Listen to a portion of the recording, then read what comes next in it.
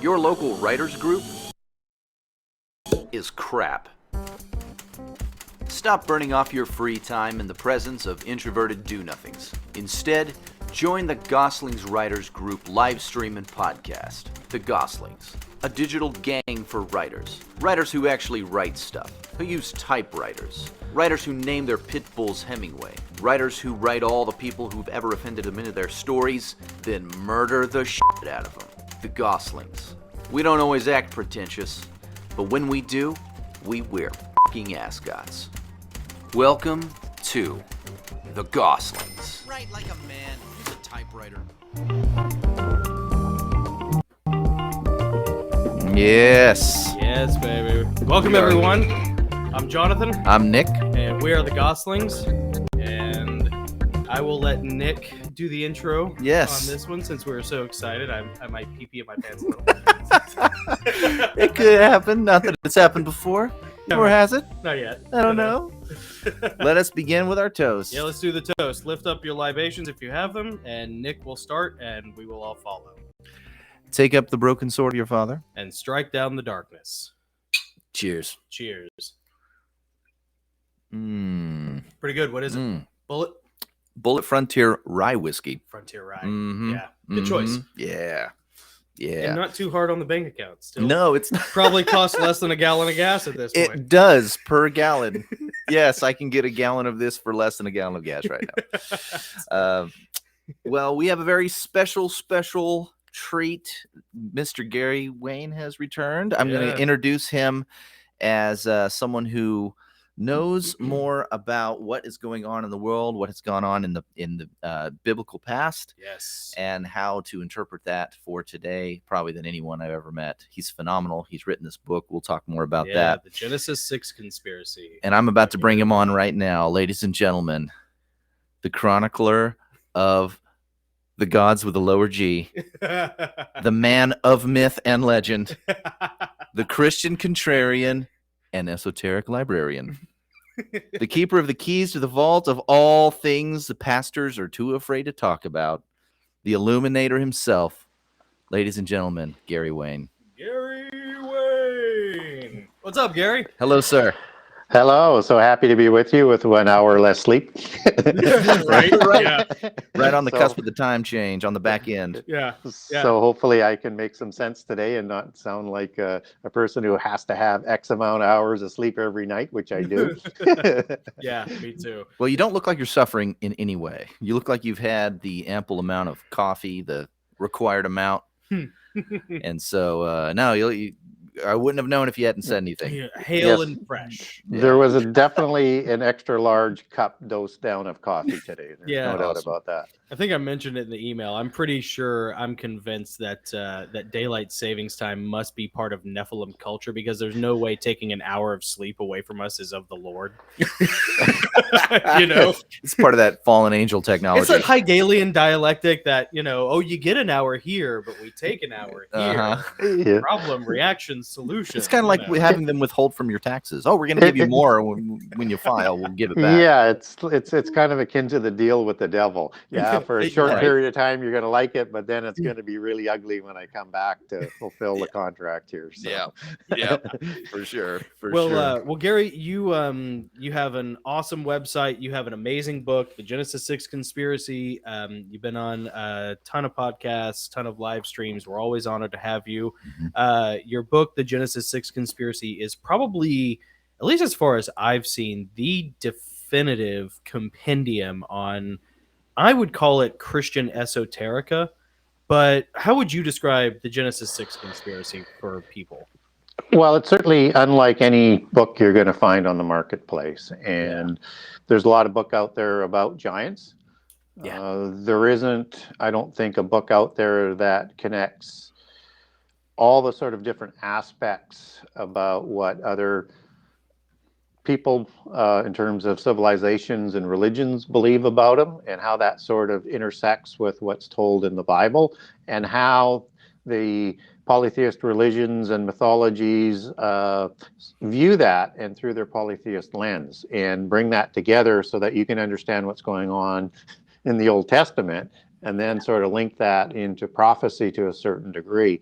So what I like to say is it tells sort of the most complete story, maybe not the deepest story, because I have another book that's going to come out that's totally devoted to the Christian side, because what I learned throughout talking on talk shows and taking questions and receiving social media and emails, and I spend 3 or 4 hours a day just answering the social media for people who have questions. So don't be afraid to get a hold of me if you got a question or looking for a document. I will get back to you. It might take a little bit of time, but I will get back to you. But what I learned from that is they wanted to know how much more is in the Bible about giants that maybe I left out, because I took out like 350 pages on the first book to get it down to a size to be published. And how does that connect into prophecy more?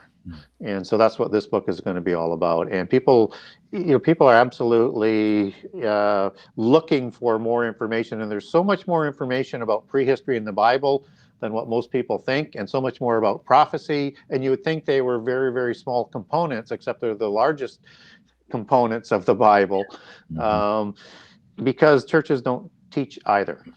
And so it's and if you don't have the context from what happened and where we're going, then it's really hard to understand the full message and prepare ourselves for not only the world that we live in, and if we are indeed in the fig tree generation, then what's coming.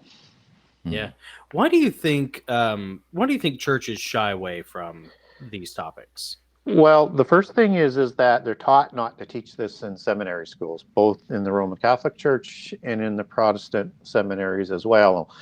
And there's a sort of this superficial, specious reason for doing it, because it's too nebulous, it's too obscure, you don't want to be wrong, you don't want to lose your credibility, you don't want to talk about things that maybe isn't publicly acceptable, seemingly with giants, or how do we understand prophecy properly, understanding there's a lot of pitfalls in there. So that's the superficial reason. The real reason is that the Gnostics and the polytheists have infiltrated Christianity at all levels, and particularly control the curriculum at the seminary schools, and they're just not taught this subject. And I get a lot of ministers who get a hold of me and say, can I get some material on this, because we weren't taught this in seminary schools. And so I think that's what's really going on, and it's sort of akin to critical race theory that's currently happening in public schools. It's the same MO. It's what, once they get a hold of the curriculum, they get control of what people believe. Yeah, absolutely. So the new book, it's going to focus more from a Christian perspective, is on the Nephilim specifically, or are you going to cover? Because you cover so many topics in this. We do. It's and this is not going to be a small book either. I'm on chapter 57 right now. It's going to be 70 or 75 chapters. It won't be quite as big, so I can save a little bit on the shipping costs. Just kidding. Good. But it's going to be packed with information, because what I wanted to do is to do a number of things that I think people are looking for. I wanted to understand the angelic order and how that interplays. So I'm going to cover off the hierarchy, the different kinds of angels, how that mixes into Mount Hermon and the Council of Gods. And I'm going to explain how you sort of go from there to understand the world that we're in, and then why they produce these giants, and then explain sort of all the different names and tribes, so that they know where they fit, how they affected our history in terms of the biblical history from, after the flood. and where the peoples come from, because there's so many names, and I talk a little bit about it in the first book, that there's a lot of names that don't show up in the Table of Nations. Well, I'm going to dive deeper into that. Cool. And we're going to arrive at a place where you understand why there's some confusion with the Canaanites, because you have 9 patriarchless Canaanite clans that I'm going to use through archaeology, the understanding of how patrial names were done for places and locations, the patronymic aspect of the names. I'm going to work that back to give you a plausible understanding as who the Rephaim patriarch for those 9 tribes that produce the ones that are taller than the Israelites, that's talked about in Numbers 13, but not the Anakim, but a separate people, and as Deuteronomy 1 talks about. Then I'm going to sort of walk through the history of Israel in terms of how they interplayed with these people in terms of the wars. And I'm going to walk through each of the campaigns, and we're going to interconnect all of these giant nations into it. And then we're going to take that right through to the Davidic Wars and the King Saul Wars, and even into Solomon with that patronymic dynasties of Horim in particular, as you get into the time of King Solomon, and show that these were still Rephaim-led countries with royal dynasties that were still ruling the countries that Israel that was warring against. And all the way through that in the first part of the book, as I do that, and then talk about all the different names of giant nations that people hadn't thought of or connected them to be giant nations. You got the obvious ones like the Emim and the Zamzuzim. I'm going to cover them too in more detail than I did in the first book, but I'm going to give you all the other names. And in those sections of the book, I'm going to connect that prehistory of that to how that fits into end time prophecy. So when I get into end time prophecy in the last couple of sections of the book again, I'm going to roll that information forward so that you can understand the language of end time prophecy and how you can sort of connect who these bloodlines and descendants are as it talks about these royal families in the end time, and how we can sort of take that back. And the difficulty is that the New Testament was written in Greek as it was copied down as opposed to Hebrew. So, words like Gibborim don't automatically just show up as Gibborim in Greek. So how do you get back to those root words that the Jewish people who were the disciples and the apostles at that time, right, would have understood those peoples and those bloodlines. And so I'm going to connect sort of all of that back. And it's a project that is really, really fun. I haven't already got down to a nutshell, elevator speech in terms of what it is, but it's going to be the Genesis 6 Conspiracy Part 2, Prehistory, Prophecy, and Rephaim. Nice. Really Is that the title? That's the title? Genesis 6 Conspiracy Part 2? Yeah, that's how I want to brand it and do it off the same website. And cool. And what I didn't want to be is I didn't want to be redundant in this book. So there's some obvious things that you have to do to make the premise for what you're talking about that's in the old book. But I'm presenting like 90% all new information. Oh, man, that's fantastic. Man. I cannot wait. Do you have kind of a timeline on when you think that might happen? Well, my problem is I just want to put too much in all the time. So do it. I wanted it out for January, so I'm already behind that. I'm still trying to target it to have it in the publisher's hands by the summer and have it out, in the summer or certainly before Christmas. But I'm gonna make sure it's under 75 chapters and get it done, because you can literally almost write forever on this stuff. So right. Yeah. But when you get into like the War of Giants, I mean, there's just so much material in that in Genesis 14, and people don't make those associations and how all of those peoples and those names, where they came from, and what's that sort of connection into what happens in the time of the Exodus. And so it's just so much fun that I just love doing the research. And it's going to have a pretty impressive bibliography again, but again, only enough of the outside stuff to do what I have to do in there.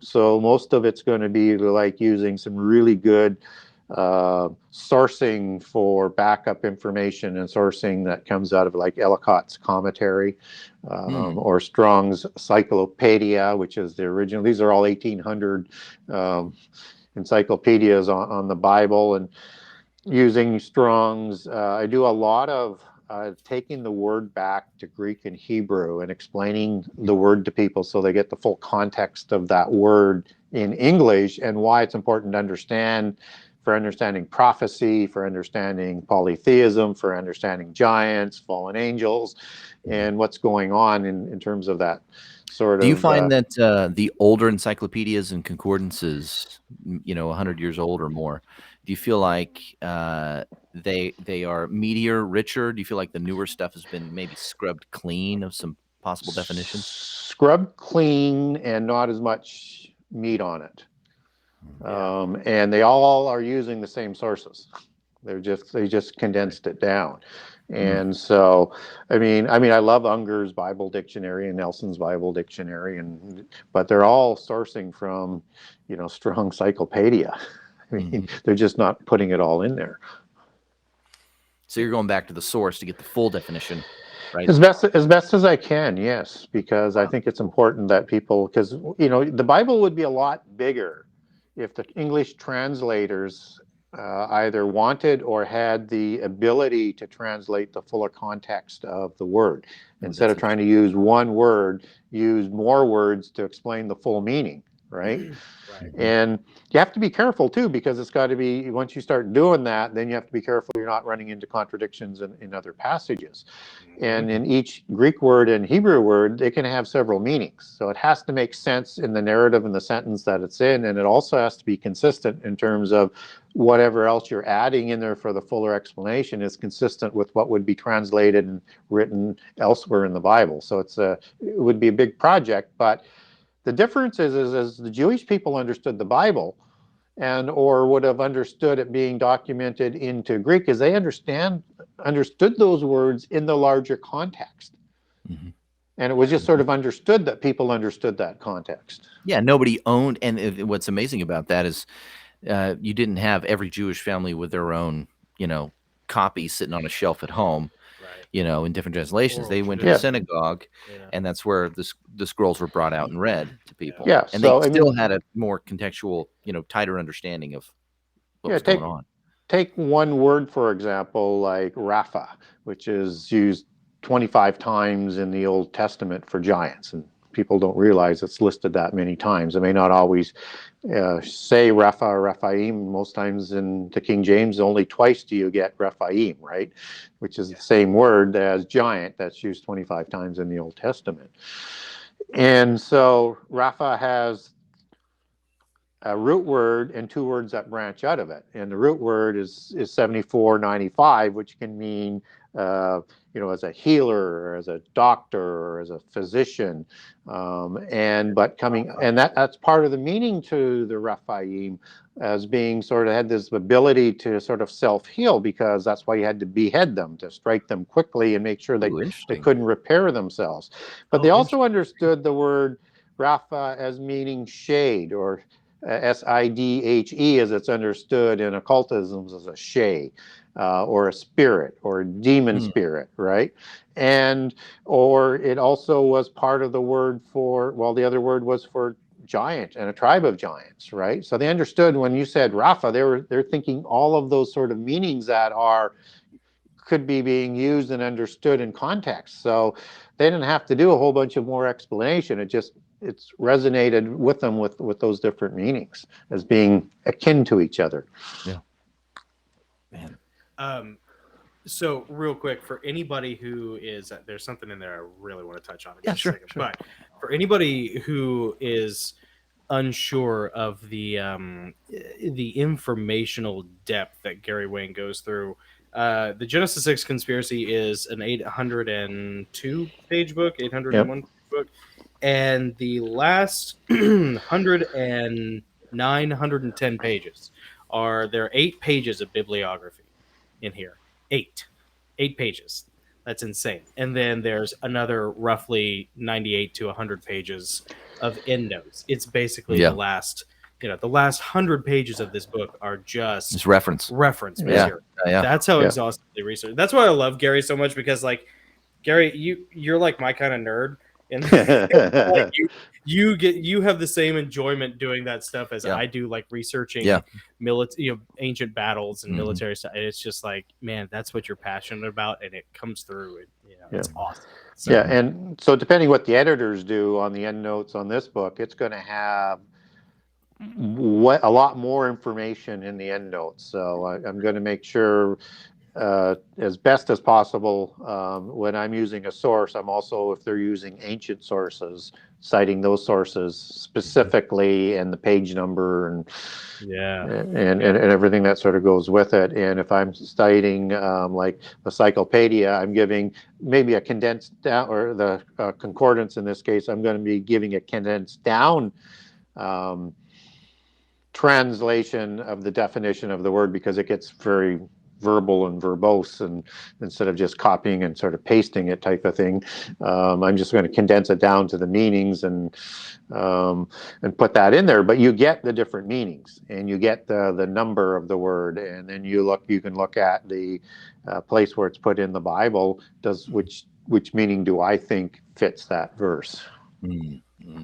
Well, that's the hard thing about editing, whether in your case you could take the full breadth approach, where you take a word and you spend 2 sentences contextualizing it, but you want to be kind of as concise with your dispensation of information as possible. And like, I have that problem from a writer's perspective, of typically less is more. But the problem you run into, instead of saying, like just a fundamental pure writing thing, he ran quickly, you could say he sprinted, so it's that concept. But Yes. when you start condensing, it unfortunately leaves more room to or misinterpretation. Yes. So in a subject like this, it must be tough, like finding that balance. It is, and because there's so much, it's a large book. You want to be, as economic as many words as you're going to be using, right? Because again, that adds to the cost as well, and you don't want to lose people in too much of the minutia, which is why there needs to be a sort of good, in my opinion, interplay, particularly with this next book for Christians, the interplay between the endnotes and the text. And I think the reader will very quickly learn that you're going to be wanting to have that endnotes as your companion as you're reading through. And so I would like to have, we'll see what the publisher does with it, but instead of putting the endnotes at the end, I would like to have it as footnotes on each sort of page as it goes through, so that information is there. Yeah, it's more fluid that way. People can just reference. Well, they're going to be more likely to check them and learn, as opposed to going to the back of the book. Because with endnotes, I would assume that very few people actually, when they see the mark, the indicator, they very rarely go back and read the actual foot in the back or the endnote. Well, and it gets tiring, right? And at some point, you just say, you know what? He's citing sources on everything. I'm not going to check everyone. That's what I did. Keep reading. Yeah, that's what I did. It's like, you know what? Yeah, I'm just gonna roll with it. Yeah. He knows more than I do, clearly. So, who might? Right. Do you want to mention the? Real comments? quick before our first question, couple comments in the chat. Brian Tucker says, "Hey Gary." Heather Ann says, "Hi, Mr. Gary Wayne. So great to see you." And then Brian also mentioned, this is interesting, Brian Tucker says, giants were turned into stone here at Giant City State Park in Maconda, Illinois. I don't know if you've ever heard of that or looked at that at all. I've never heard of that. Well, I've not seen those, but in First Nation history, and particularly prominent in Central America with the Quiche Maya, it has the giants in a couple different sort of versions. One where they're created from the stones, and then one as they're getting rid of them, they're turned back into the stones. So there's obviously some sort of connection there throughout North America with that sort of understanding of what happened to the antediluvian giants, because this happens at the time of the flood, as opposed to the other and typically all red-haired giants that show up in First Nation, Central and South American mythology after the flood. That's typically associated with the White Snake clan, let's say, as the Hopi would call it, who came from an island, which is thought to be Atlantis, as you sort of connect some of the dots on that. But there's this White Snake clan of giants that show up after the flood that's sort of common throughout North and South America, and they seem to be the Aboriginal peoples right after the flood. Really? Okay, so we're gonna I'm gonna dovetail totally into something else. Yeah. Because it brings up Atlantis. So there's always the argument or the conversation: where is Atlantis? You know, or where was Atlantis? You know, if there is this diaspora of Atlanteans that happened after the cataclysm, A, is the cataclysm the flood? B, is the Atlantis that we are often referring to just an antediluvian Nephilim culture society? And C, where do you think, if it was a continent, a singular continent, do you have any opinion on where it might have been?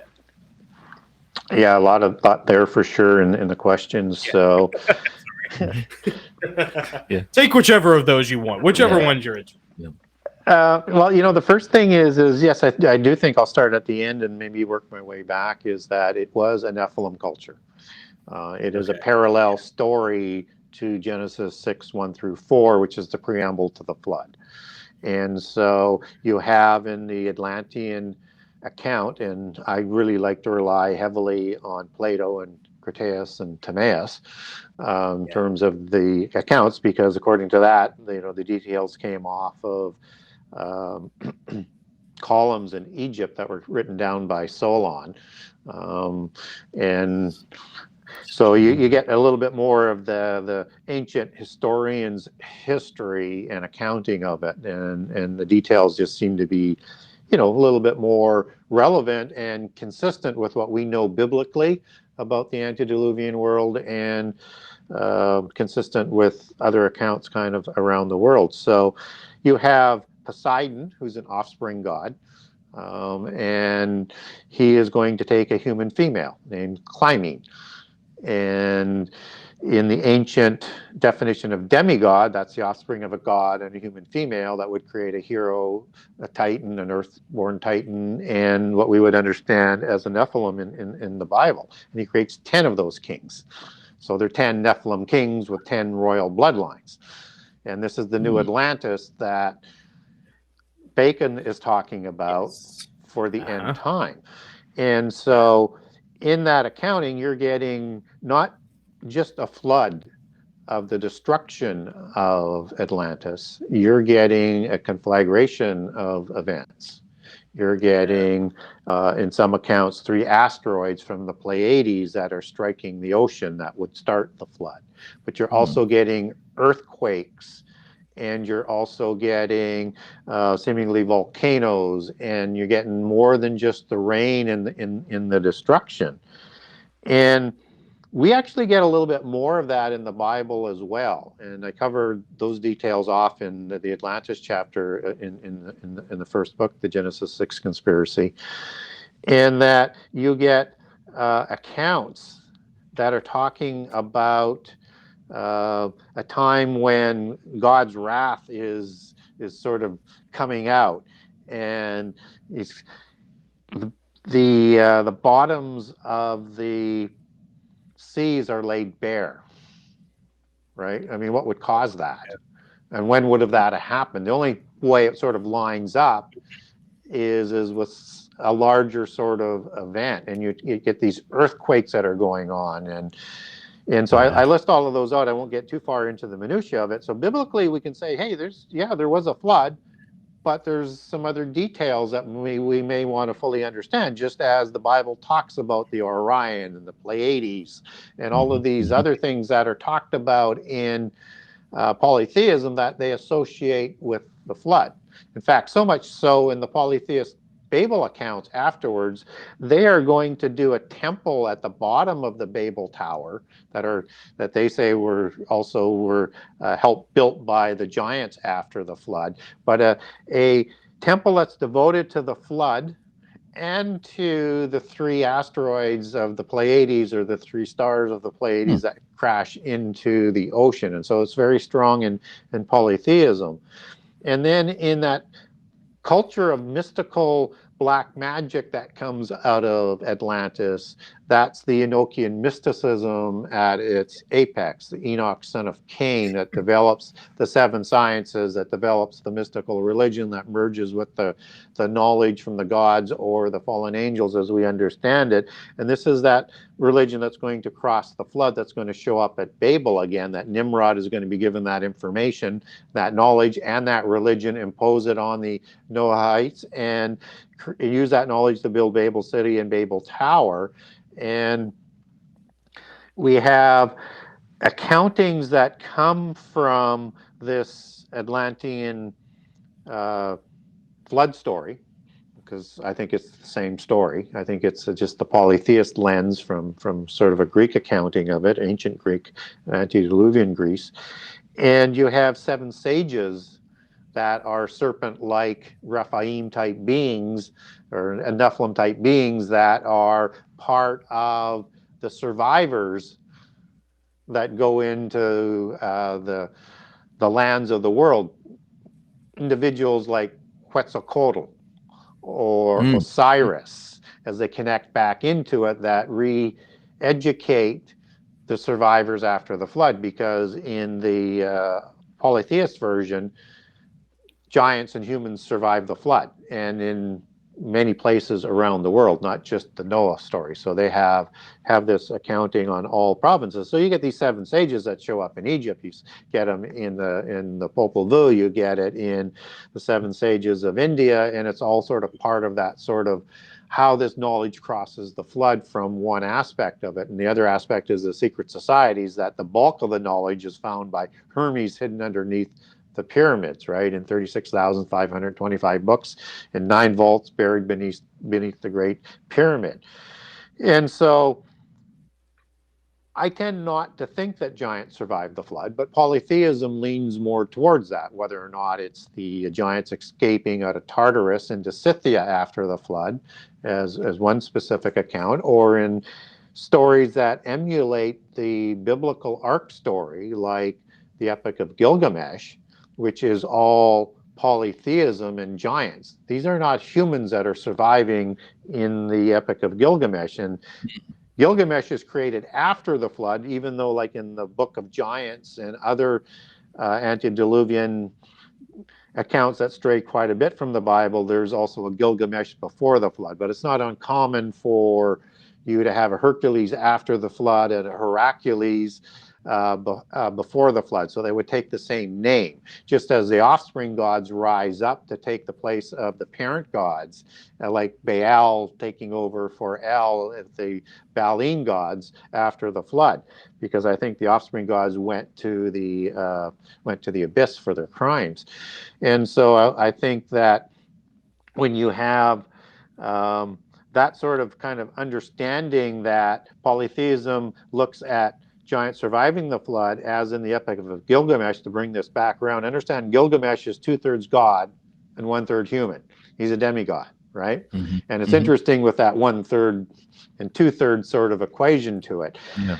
Yeah. So Utnapishtim in the Epic of Gilgamesh is said to be who Noah is based on, except that Utnapishtim is also 2/3 God, 1/3 human. His whole family is 2/3 God, 1/3 human. It's a giant survival story. So they have a second incursion in there with Gilgamesh and Enkidu being created after the flood, and they have a survival on an ark. And even in the Greek mythology, you have Deucalion, who's called the Greek Noah, and Pyrrha as his wife. And what's interesting about that, that's got nothing to do with humans either, because Deucalion's the son of Prometheus. And Prometheus is either going to be a Nephilim or more likely one of the offspring gods, right? Yeah. And so this has got nothing to do with being a human survival story. This is the polytheist lens on the royal bloodlines that they're tracking through their literature.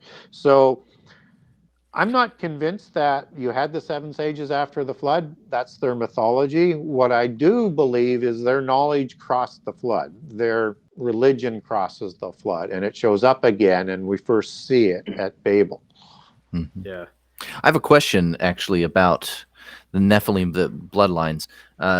In Revelation 13, John sees when John's having his vision, he sees the beast rising, and it has 7 heads and 10 horns. Do you think that the 10 horns might correlate to the the bloodline of the 10 Nephilim kings? Oh. Well, and that's kind of the case I'm kind of making in the first book, and then I'll get even more into that into the second book. So when you look at Revelation 13, you see that same beast that shows up in Revelation 12 that's waiting for the child, right? The Messiah dragon, to be born. Exactly the same empire that is sponsored by the dragon. And also understand this is like a Leviathan type of dragon, multiple heads, 7 heads, right?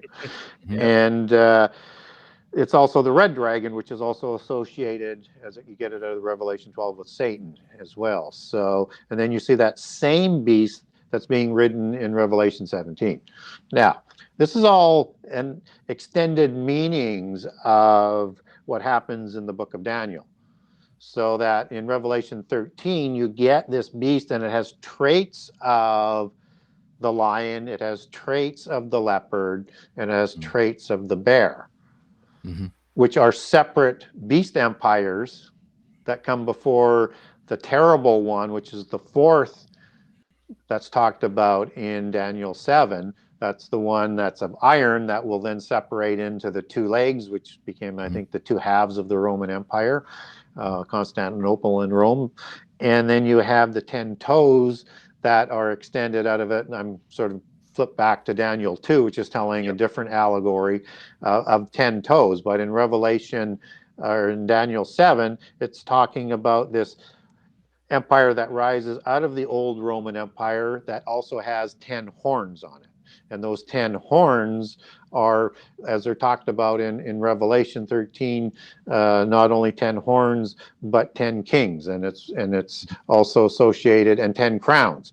And, and 7 crowns as well on the empires as you go Revelation 13, 12, and 17, as you put all that sort of information together. And so this is a connected beast empire, just as the statue is one beast, one statue, right? Right? So, and it's all sort of fitting together in sort of the bloodlines, right? And so in Daniel 2, you get this interesting passage in Daniel 2, 42 to 43, as I recall on the verse, where you have this 10-toed empire, which is the 10 kings, which is the 10 horns, that they will mix with their seed with human seed in the end time. That's an absolutely bizarre sort of understanding. And that in Psalm 21, verses 19, 20, and 21, as I recall, it talks about the time of the wrath. And that at the time of the wrath, there's going to be a reckoning to this fruit and to this seed that's on the earth, and be removed from the children of men. So there's a separate race that's being talked about. And I think that's where these 10 kings come from in the end time, is that they are descendants of the Rephaim after the flood.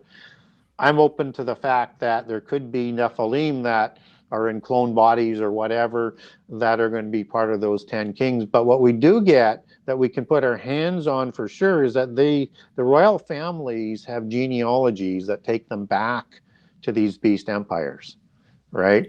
Yeah. And so I think these are the descendants of the Rephaim that are going to make up this 10-king empire of the end time.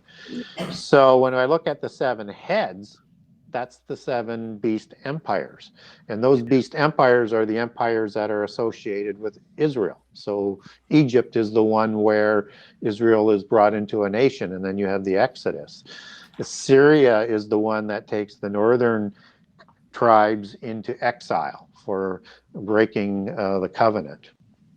And then you have Babylon, who's going to be the empire that takes the southern kingdom into exile.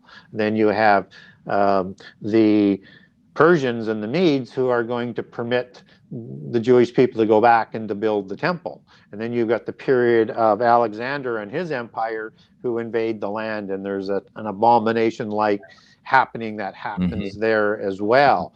And it's important to understand the other parallel prophecy of the Greek Empire. And then you have the Roman Empire that actually comes out of the Greek Empire as the next one that is going to destroy the temple. It's the time of the Messiah and the crucifixion, and you have the exile of Judea into the rest of the world, only visible as opposed to the lost tribes of Israel. So the end time empire is going to be deeply connected to Israel and Judah as well, just as the eighth empire, which is Antichrist, will also be heavily influential on it.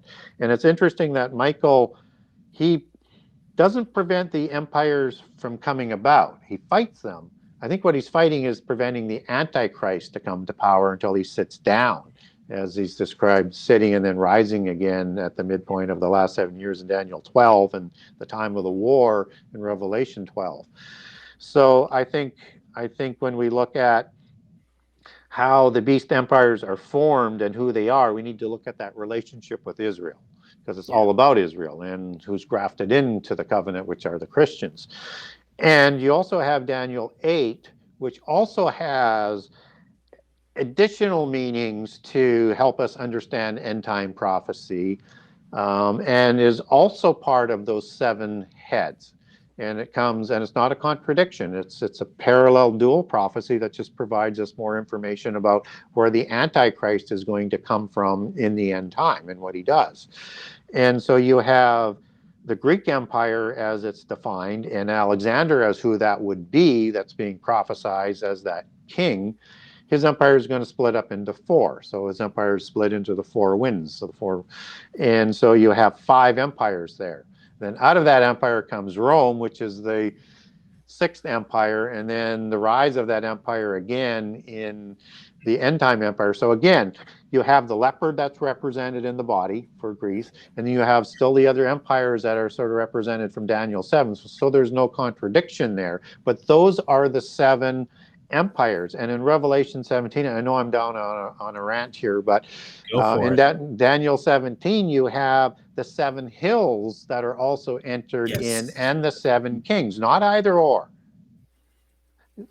It has seven, it represents seven hills, and this is probably to do with Babylon and the woman, and it's the seven kings. And those seven kings are like seven Antichrist-like figures, right, from those beast empires. Just as Antichrist is the eighth. So you can imagine certain ones in there, and probably I would put the Pharaoh in at the time of the Exodus, who wanted to destroy Israel from the face of the earth at the foot of the Red Sea, right? He's went out there to absolutely destroy them. You know, you have the Assyrian king that did the exile. That would be that sort of Antichrist. You have Nebuchadnezzar, who almost completes the abomination at that time. He does the statue and he plunders into the temple, but he doesn't do it there. And you have Cyrus, who's maybe not an Antichrist-like figure, but he is one, you know, you have other kings in there, but Cyrus is the most influential, who kind of starts the whole thing rolling for the temple. But you could, you know, in the time of the Persian king of Ahasuerus, I mean, I hate those Medes, Persian kings. They just drive me crazy. But you have, it always defeats our Caucasian tongue. You have Haman the Agagite that's raised to being the head royal king of his vassal kings, who's out to destroy the remnant of Judea, and he comes from the Amalekite bloodline, right? And then you have after that you have a true Antichrist type figure in Alexander, right? I mean, he's considered like the two-horned devil in the Quran. I mean, this is thought to be an Antichrist type of figure.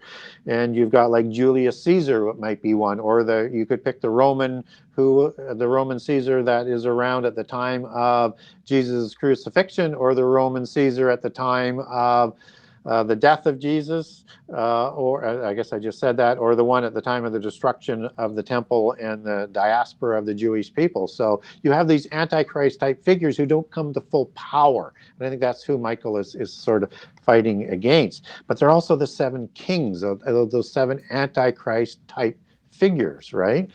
And we need to sort of understand that. And there's another one that's in there that I think is kind of interesting. There's two other kings that are kind of Antichrist-like figures in Ezekiel 32, which is Pharaoh, who is kind of like this, described as this beast from the waters, which is Hebrew Tannim, and is in Ezekiel 29, and it's actually translated as whale. Or I mean, it's whale in Ezekiel 32, but it's dragon in Ezekiel 29, and it's the same Hebrew word.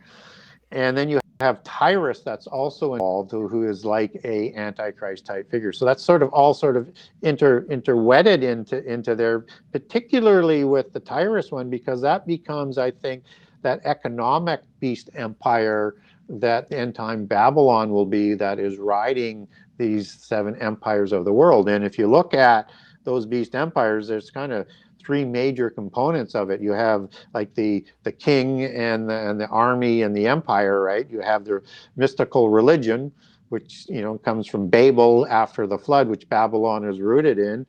And then you have the power of its free trade and its commerce that is controlled. And what's interesting about Tyrus is that in Isaiah 23, you get an accounting of this destruction of Tyre that is described not only for the time of the prophecy and the time of Isaiah, and of course the Assyrian romp and rise to a beast empire, but it's also destroyed in the Babylon one. But you also have this island and these people that are escaping to sort of around the earth that might be, that a lot of polytheists would point to as the seven sages, and that this is an allegory of Babylon, right, which is an allegory for Atlantis before the flood, and that destruction as an island before the flood. And so I think we need to understand those things kind of in context as to what's going on with that beast in Revelation 13, but that these 10 kings that come up, they come out of all of these beasts. They come out of the extension of the metallic statue. And I think the bloodlines that are talked about in Psalm, in the book of Psalms that I talked about, and in Daniel 2, are referencing this bloodline that are going to be part of those 10 kings who are going to rule the earth once Babylon comes to power and brings about that 10 king groups of nations, spheres of influence, empires ruled by 10 kings in the end time. Yeah. I know Nick probably wants to get to some of the cool comments we have in the chat, but I wanted to ask real quick, because it's kind of just a real short answer, I would assume. But you never know. You never know with me. So the 10 bloodlines, are they the ones that are all jockeying to have Yes. their bloodline be the one to usher in the Antichrist? Yes. Yeah. And I think that's why Jesus is warning us that there will be multiple antichrists, as he talks about in Mark and Matthew. And also in the epistles of John is talked about multiple antichrists. And Gog, as you take that back to Greek and Hebrew, it's understood as an end-time antichrist type figure. Yeah. That is probably fighting a counterfeit Armageddon battle that Antichrist will come to power on and take credit for winning. So, I think we need to understand it in those sort of terms, that what you will see not necessarily brought out at the geopolitical shuffling that's going to need to take place to bring about world government, and how it will go into the 10 groups of nations as without coincidence, the Club of Rome, which was formed in the late 60s, their agenda was to move the world into the direction of the 10 groups of empires that they split the world up into at that point in time. And so it's kind of akin to how this is going to come about to, if I could look at, let's say, First Nation tribes, which have the bloodline chiefs. And then of late, you have the elected councils, and they're all sort of jockeying for position, for power within those First Nations, right? And I think that's what is going on in the world today between the bloodlines of the Rephaim and the democracies that have come along. And there could be a mix of those kinds of kings in the end time. You could have some, the ones who have more pure descendant bloodlines. And then you could have maybe just kind of like some strongmen, right? That are going to be set up to run those groups of nations. And that may be what's being talked about in, the 2 legs that has the 2 feet on the 10 toes on 2 separate feet, that there could be that mix. And it could be similar to what Daniel 2:43 is talking about. Or you could see that split more as what we're starting to see from a China and Russia world order that is going to have maybe 5 that are with them, and there'll be 5 on the other side, but there will be this sort of tenuous working relationship that is starting to rise. That's scary to think about. But look for the bloodlines to be ever more increasing as we get to the core of what's going on in the world today, whether or not it's in Russia or whether or not it's in China or it's in Japan. Look for those genealogies. So a good example would be President Xi in China. And that's spelled X-I.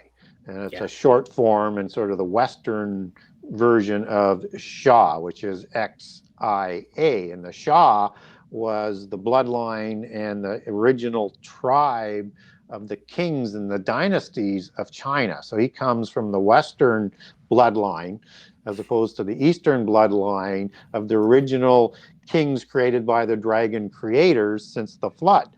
And again, I have a document on that for people if they want. And then you've got the original czars of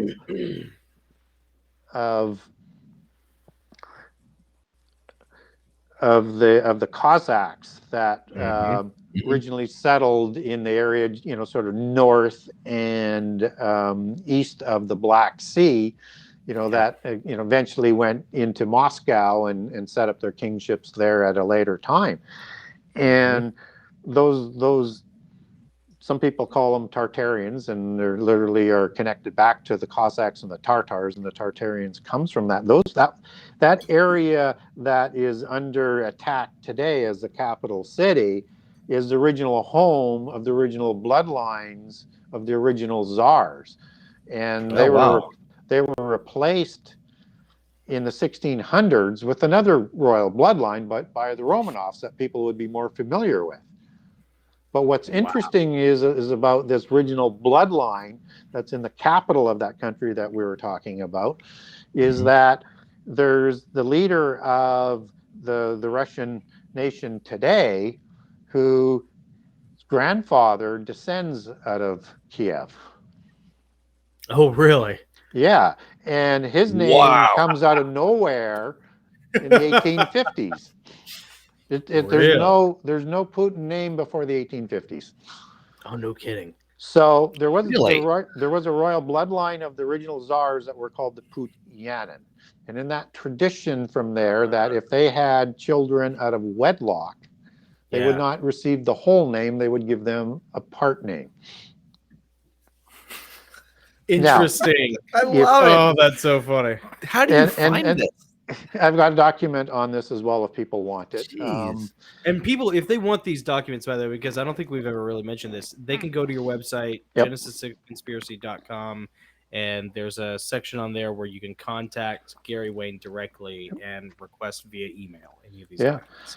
And the Yamamoto bloodline in Japan descends out of the Shah or the Li dynasty out of China. Right. And so, but I would expect Japan to be a leader of another group of nations in the southeast as well. That would be, if it's going to be split 5 and 5, that would be part of that eastern, and the kings of the east, as they come to be known in the end time battle, will be forming. So you can imagine that there should be bloodlines then all around the world. So if we go back to the time of the exploration of the New World, and in particular into Mexico and into South America, you have all of these royal bloodlines that people think were lost to history. Well, of course they weren't. So what the Spanish did is they would kill the king at that time, but not the rest of the family. And by 1525 or so, you have a complete reinstatement of all of the rights of that family and bloodline afterwards. And then they start to intermarry with the Portuguese and the Spanish. So both of them work hand in hand to reinstate those bloodlines. They're vassal kings at this point, right? Vassal families, but they're going to intermarry with the bloodlines from Portugal and Spain. So you have families, I won't go through an endless list of names, but you have the Indiroca, which is thought to be the modern bloodline of the Incas, right? So you're going to have the Aztec bloodlines and the Matildas and many other families that come from Central America that have intermarried and are still sort of in that ruling class today that are going to sort of rise to control those end time groups of nations and empires. So I would look more in that sort of line. And so you could imagine then out of China, you've got, the Khans and the Singhs as two sort of predominant family names, or there are other royal families, but expect some sort of bloodline to rise to an India-dominated set of nations, right? I'm not sure what happens in Iran with Persia, as they're known in the Gog War. That could be again that sort of intermix of strongmen and or bloodlines. So anyways, look for all of that as sort of what might be underneath the assembly of the 10 groups of nations that happens. And what is going on with that shuffling today, we're going to be seeing what's involved in the beginning of sorrows, which will get stronger. So you're going to have wars and rumors of wars, right? That are going to be working with contrived pestilence. You're going to be working with famine that is an outreach of wars, and you're going to have the natural disasters, which won't be. There'll be contrived earthquakes that will also cause pestilence and famine, and they'll be working together as this gets stronger. Even and it's going to seem like Armageddon is upon us, but it won't be yet. Even so much so that what happens in Revelation 6, when there's only 25% destruction. So we'll have this destruction before in the time of the sorrows, and then we get this destruction in Revelation 6 that is 25% of the whole world and the population. Yeah, and it's the same catastrophes, and they hide in caves at the end of Revelation 6 because they think it's the day of the Lord. But there's 33% destruction coming in, and then the wrath bowls and Armageddon. So just wait. And Jesus is laying out all those events, wars and rumors of Matthew 24, wars and rumors of wars, earthquakes, so forth. And he said that if it wasn't for the elect, God wouldn't put a stop to it, and there'd be no life left. Yeah, and we exactly. talk about a quarter and that's of the why he steps in. Yeah. And what's really interesting in Revelation 6 is you get wormwood. And there's so many different theories about there. But again, if we sort of understand what is being talked about from a Jewish perspective with wormwood, that word comes up in the Old Testament. Really? And wormwood was like a poison, like hemlock, or a derivative of hemlock, a poison. So this is a star that is a poison thing, if you understand that from an Old Testament perspective. And so you're talking about, is it like mass biological warfare? Or is it something even more connected to what's going on in a country that we've been talking about? And there was a nuclear issue back in the 80s, there was Chernobyl, Yep. Mm-hmm. right? And that could be disease. Now, most people don't know this, that in the language, not Russian, but in the country that it's in, where Chernobyl is located, that means wormwood. No kidding. So that The could wor- be like a foreshadow or a Ooh. birth pang of what this wormwood's going to be. Wow. That in that Interesting. war that's going to kill 25% of the people, is that the disease of wormwood that we're going to get with the destruction of nuclear plants? You know, Nuclear bombs. Thomas Horn from Skywatch has a book about wormwood. He has an alternative perspective on that. He thinks it's going to be an asteroid named Apophis, which is supposed to come around near Earth 2029, I think, something like that. It'll be at its closest point to Earth. It's projected to hopefully pass, Friday the 13th of April 2029. Apophis coming around. But he somehow links Apophis to wormwood through the etymology of the two words, which also could kill 25% or more of the population. Well, Apophis would be more identified with the a parent god of the underworld in Egyptian mythology, right? Okay, that's where that comes from. And I don't rule out the possibility of a planet or a large asteroid or something that's coming close. But the trouble is with that is that it has to be done just perfectly. Otherwise, it's a complete extinction event if it gets too close, right? Yeah. And we're only at 25%. So there needs to be a degree of accuracy in terms of how that's going to hit 25%. I mean, God would know if that's the case. The other thing is that's the same mythos that comes out of polytheism about Nibiru. Oh, yeah. I haven't heard of Nibiru. What's Nibiru, that? 10th That's planet. the 12th or 13th planet or whatever the number that they use for it, that will be coming back in. That's the home of the Anunnaki. Oh, The alien mythos, right? So it's on some ancient, I can't remember if it must be Mesopotamian, some ancient star chart or cartography show. So I don't rule it out, but I do think that polytheism has a different lens on some of the catastrophes that happens. But again, I also look for the catastrophes to be man-made or done as opposed to natural. Yeah. And so, but again, because we don't know, there's a lot of still obscurity, as best as we try and understand it, till we actually get closer to the events, we may not fully understand it. So we need to be open to that. But I would lean towards the understanding of the writers of the prophecy who were Jewish with John and trying to communicate it in English the best way he could. Just as with Armageddon for the location, we need to understand it as his instructions are, as it's understood in Hebrew, that we get transliterated into Greece, that gets transliterated into English, which is not the plain of Megiddo, and it's probably more Mount Hermon. I'm going to cover that off from connecting to some research that's been done on that to Mount Zion, which is the other word for Mount Hermon, and it's the counterfeit Zion that is going to be established in the end time. Yeah. I am fascinated. I'm fascinated with bloodlines, and was curious. I mean, you mentioned a couple of potential bloodlines that we're watching every time we look at the news. You could be potentially seeing certain world leaders as a part of these ancient bloodlines. Do you ever suspect any of those bloodlines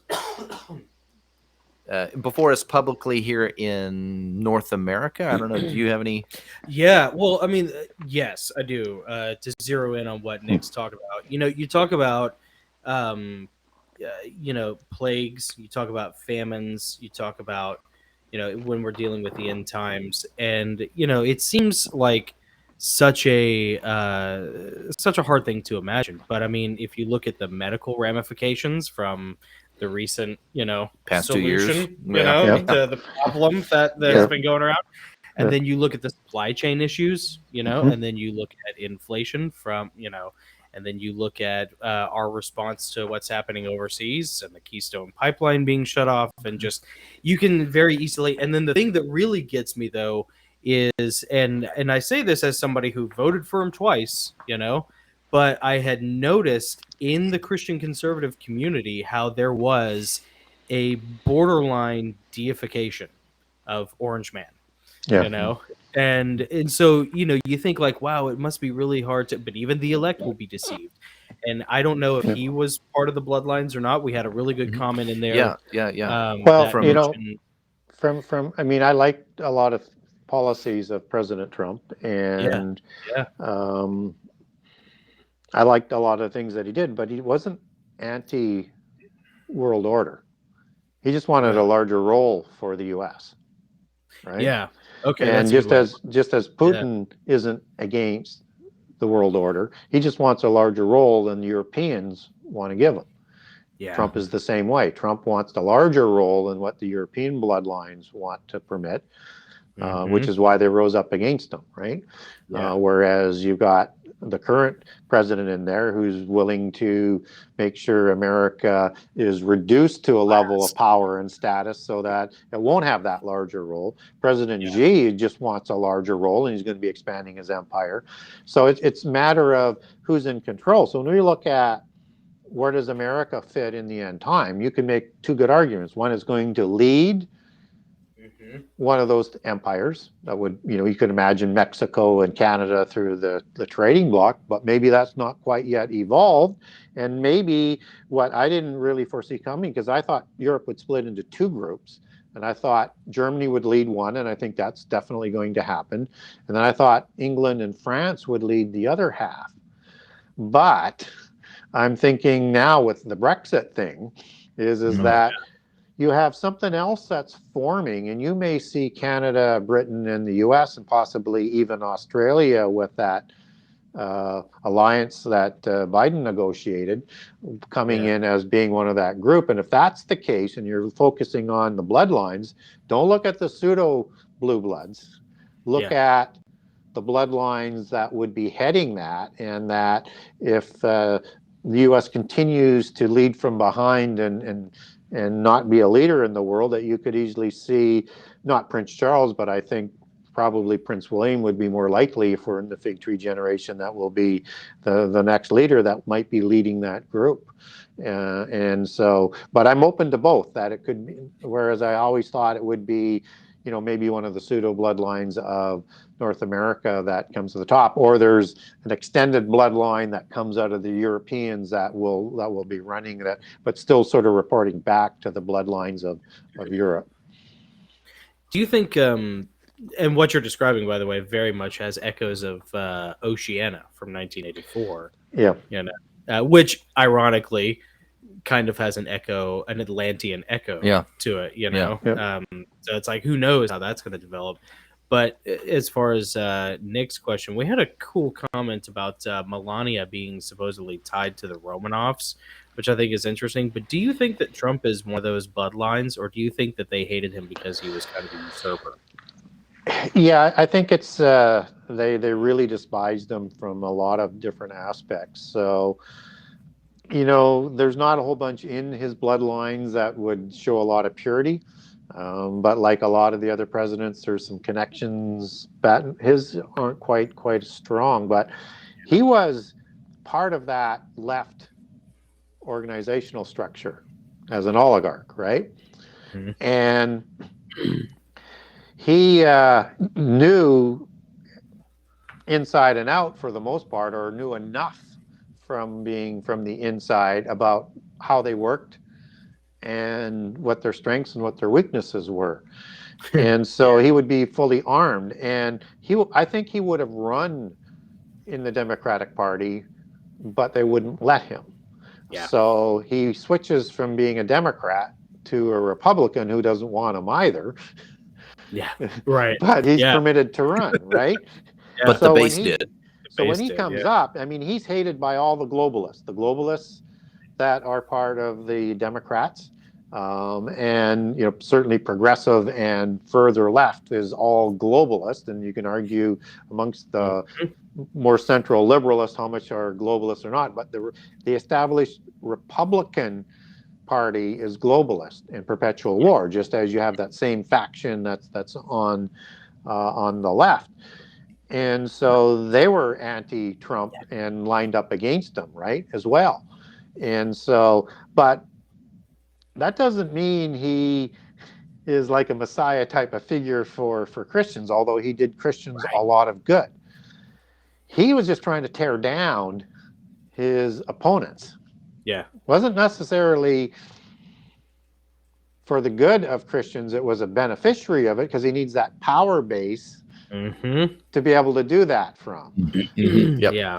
And a lot of the things that he did were bringing a lot of end time events together, like bringing the Abrahamic Accords, were another group of nations that would be offsetting the Shia of Persia would be being formed, that might even include Israel within that sort of alliance, right? And so he also got Jerusalem established. So he was still kind of working there. I think he just wanted a larger role for the U.S.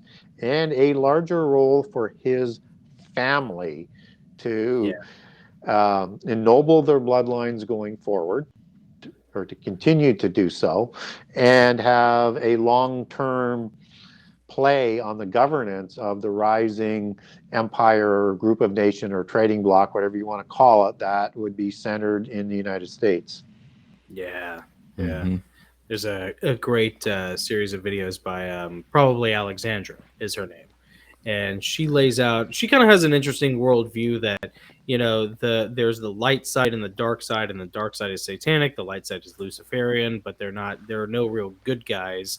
And that Trump is like on that Luciferian light side, masquerading as a good guy. And we don't want to be involved on their good versus evil in their dualistic religion, because both sides are polytheist, whether it's white magic or black magic, whether it's a good Nephilim or a bad Nephilim, whether it's a good witch or an evil witch. A good witch or a bad witch. Yeah. Right. Still part of the same pantheon who wants to destroy the descendants of Adam and Noah. So, Interesting. Especially with CRISPR technologies and the Green New Deal and all the So I think it's an important thing within their cult and culture of what's going on, and there are rivalries, as sort of in and around all of that, but it's still polytheism, and we need to understand that.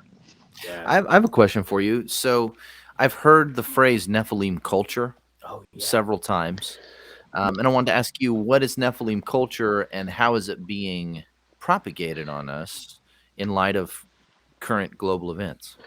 Yeah, so Nephilim culture is, imagine Sodom and Gomorrah, and this would be Rephaim culture after the flood, but the Gnostics look at Gomorrah as the seed of Nephilim creation before the flood, and Sodom as the location after the flood where the giants are recreated after the flood.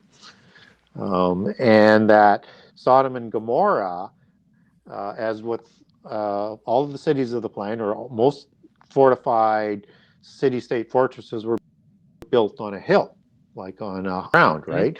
And they were called cities of light, shining cities of light.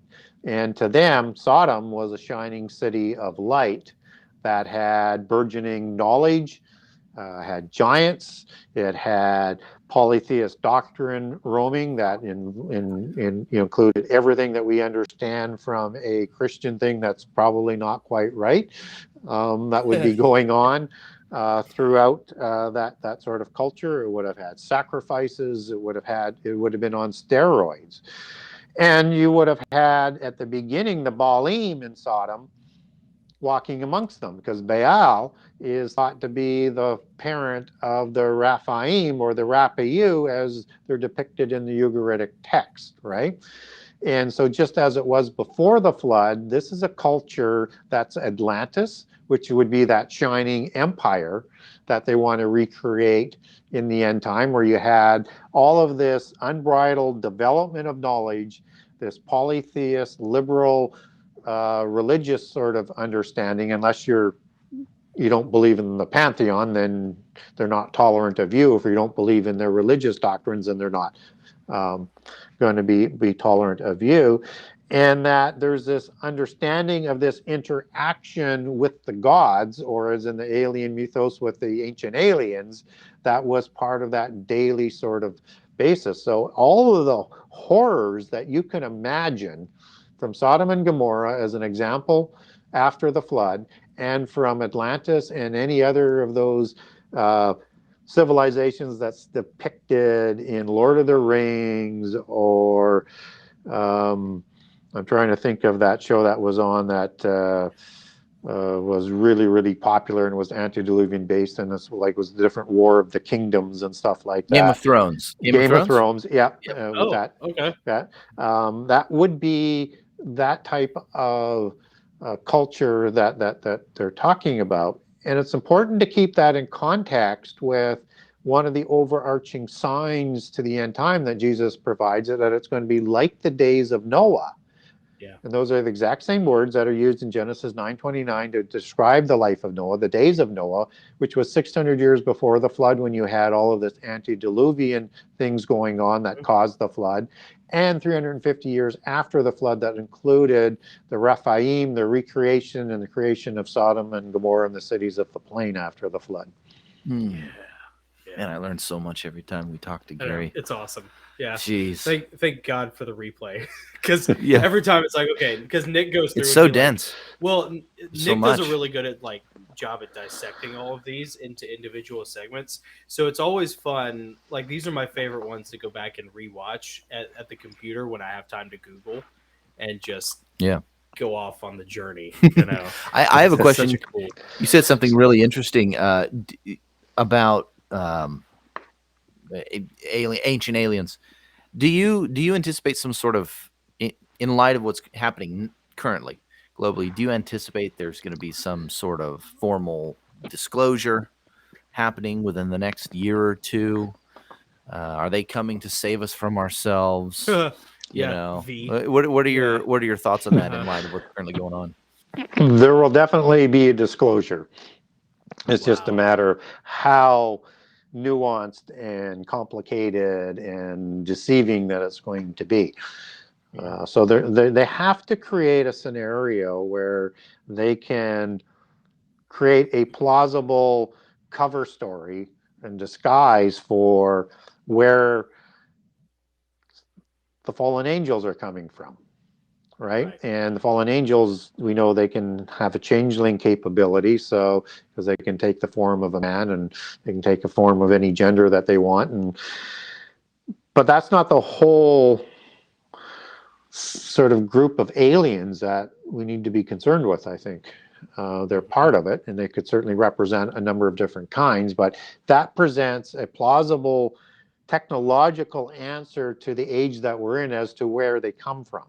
Now, if you have giants that have survived, right, whether or not they're seen as the white elves in the Lord of the Rings, or the Tuatha De Danann, which is the same sort of representation, whether they're not fully as they show up as large as the ancient ones or not, there's going to be probably creatures like them that show up in the end time, and they need to be sort of fitting into this universal sort of Babylon, as in that science fiction show about Babylon and the aliens, and there's going to be this galactic table of these aliens that we're going to be asked to have a chair at the table at, but we're going to have to fight for it. So where do these other sort of aliens might come from? I think it's the creations of the fallen angels, like on that sort of understanding of the greater Nephilim concept. So you have the little people, right? You have, so like the gray aliens, well, where would they fit in? Well, they're identical in descriptions to the gray gnomes who look after genealogies and technology for the demigods, and have flying machines that come through portals, fairy shays, fairy mounds, just like aliens do. And they kidnap people and they do sexual experimentations on them. They send them back without memories, and they're trying to renew their genome and the ability to be able to reproduce. And there's three groups of the little people. Like there's ones that make the weapons, like as in the Lord of the Rings, you have the dwarves that lived in the earth and they make the weapons for. And you have, good-looking ones, and you have mischievous ones like the leprechauns. You also have another group, that's the fourth group, that's called the salamanders, which is a reptilian group, which are larger than the little people. And then you have what happened to the Nakash. Did they save any of those serpents? That were walking, talking, intelligent beings before all of that was taken away for deceiving Eve? And did they take them off-world or in another dimension through a portal or whatever? So I think we need to understand that they created a lot of different creatures before the flood, probably recreated a number of those after the flood, and that they're going to show up as being advanced beings that are in, like, Star Wars. I think it was Babylon 5 was that show that I was talking about, right? I used to and that watch good it all the versus time. evil aspect There were the of shadows, the dualism. and it's like Valerians or something. The ones in the encounter. They were like the angels as we would know them, yes. right? And He it came was out this and he looked dualism fight between the same dualism, light versus dark, yin yang. It's the same story over and over again. And in the Star Wars version, this is the war that they want humankind to fight for, to win freedom away from the dark force of the world, or what's allegorized in Doctor Strange, where they're fighting the Dark Lord of the universe, and they want to win the Earth as that separate realm to be away from that Dark Lord, and they need to fight a battle to win that. And so they need to be able to make this case that we're one amongst many that are fighting the evil God of the Bible. Oh yeah, I've heard that theory before. Yeah, which is actually pretty common in like layman occultism. So roll that forward to these beings released in Revelation 9, sometime before the midpoint of the last 7 years. And you have the worst of the demons coming out from the sides of the abyss, and then you have the fallen angels that were the worst of the fallen angels and the impassioned ones that are coming out. And then you have them uniting with all the angels that weren't in the abyss. And you're going to have this war in heaven that's described in Revelation 12 and Daniel 8. Right. And some of those starry hosts from the loyal angels are actually going to be thrown to the earth and trampled on, as the Daniel account provides for us. And this is going to be, will we see the war part that happens in another dimension where heaven is, where God lives? Probably not. Maybe, but probably not, because heaven is defined biblically as 3 different places. One's inside the firmament, so from the sun in, as I would understand that, and then outside the firmament, which is the rest of the universe, and then there's the place where God lives. Right. And so are you saying that there are some angels that haven't fallen yet that will fall? Well, there might be. We don't know. What we do know is by Revelation 12, fully 1/3 will have rebelled. Right? And that's going to be at least 33 million. So, because there's 10,000 times 10,000, which is 100 million, could be an allegorical number, but it's going to be a large number of fallen angels. Not all of them are in the abyss. Only the worst of the ones went there. So there's still angels that are outside, and that they could be the ones who would recreate the Nephilim and the Rephaim in the end time, because they know their time is short.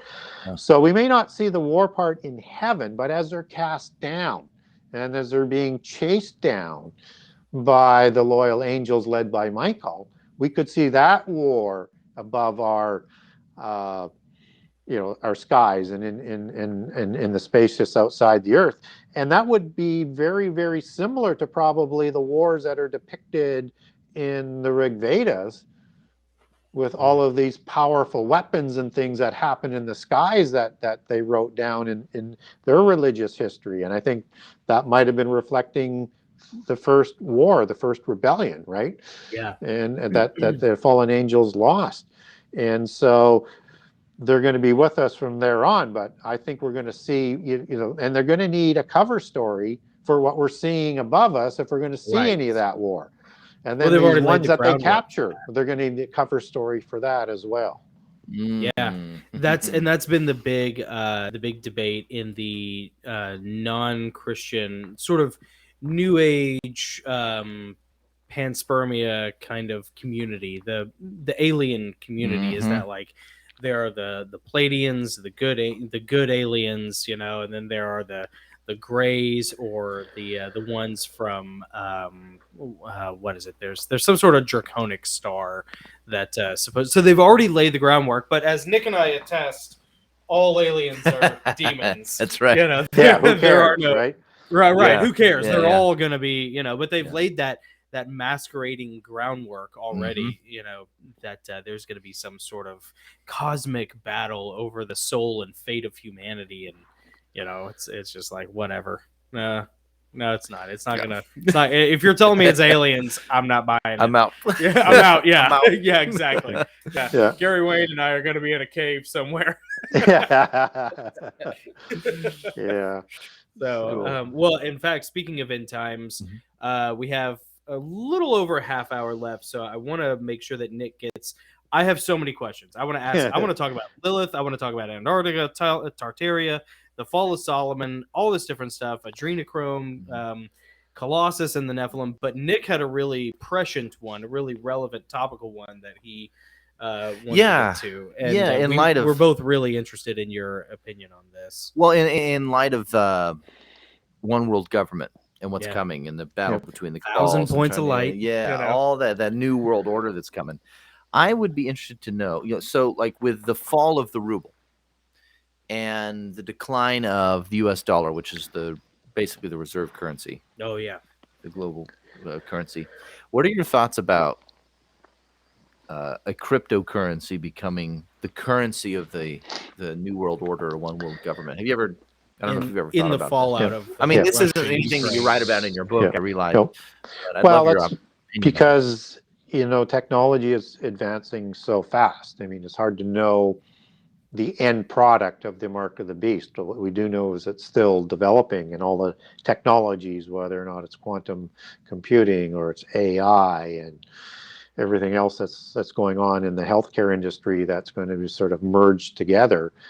One has to have a cashless society, as we said it in layman terms before, but there has to be one, as we understand it, as we start to understand the technology now, that has to be able to work not only cashless, but within the digital world, but in a way that's going to be capable of working with AI and quantum computing and fit into that whole level of technology.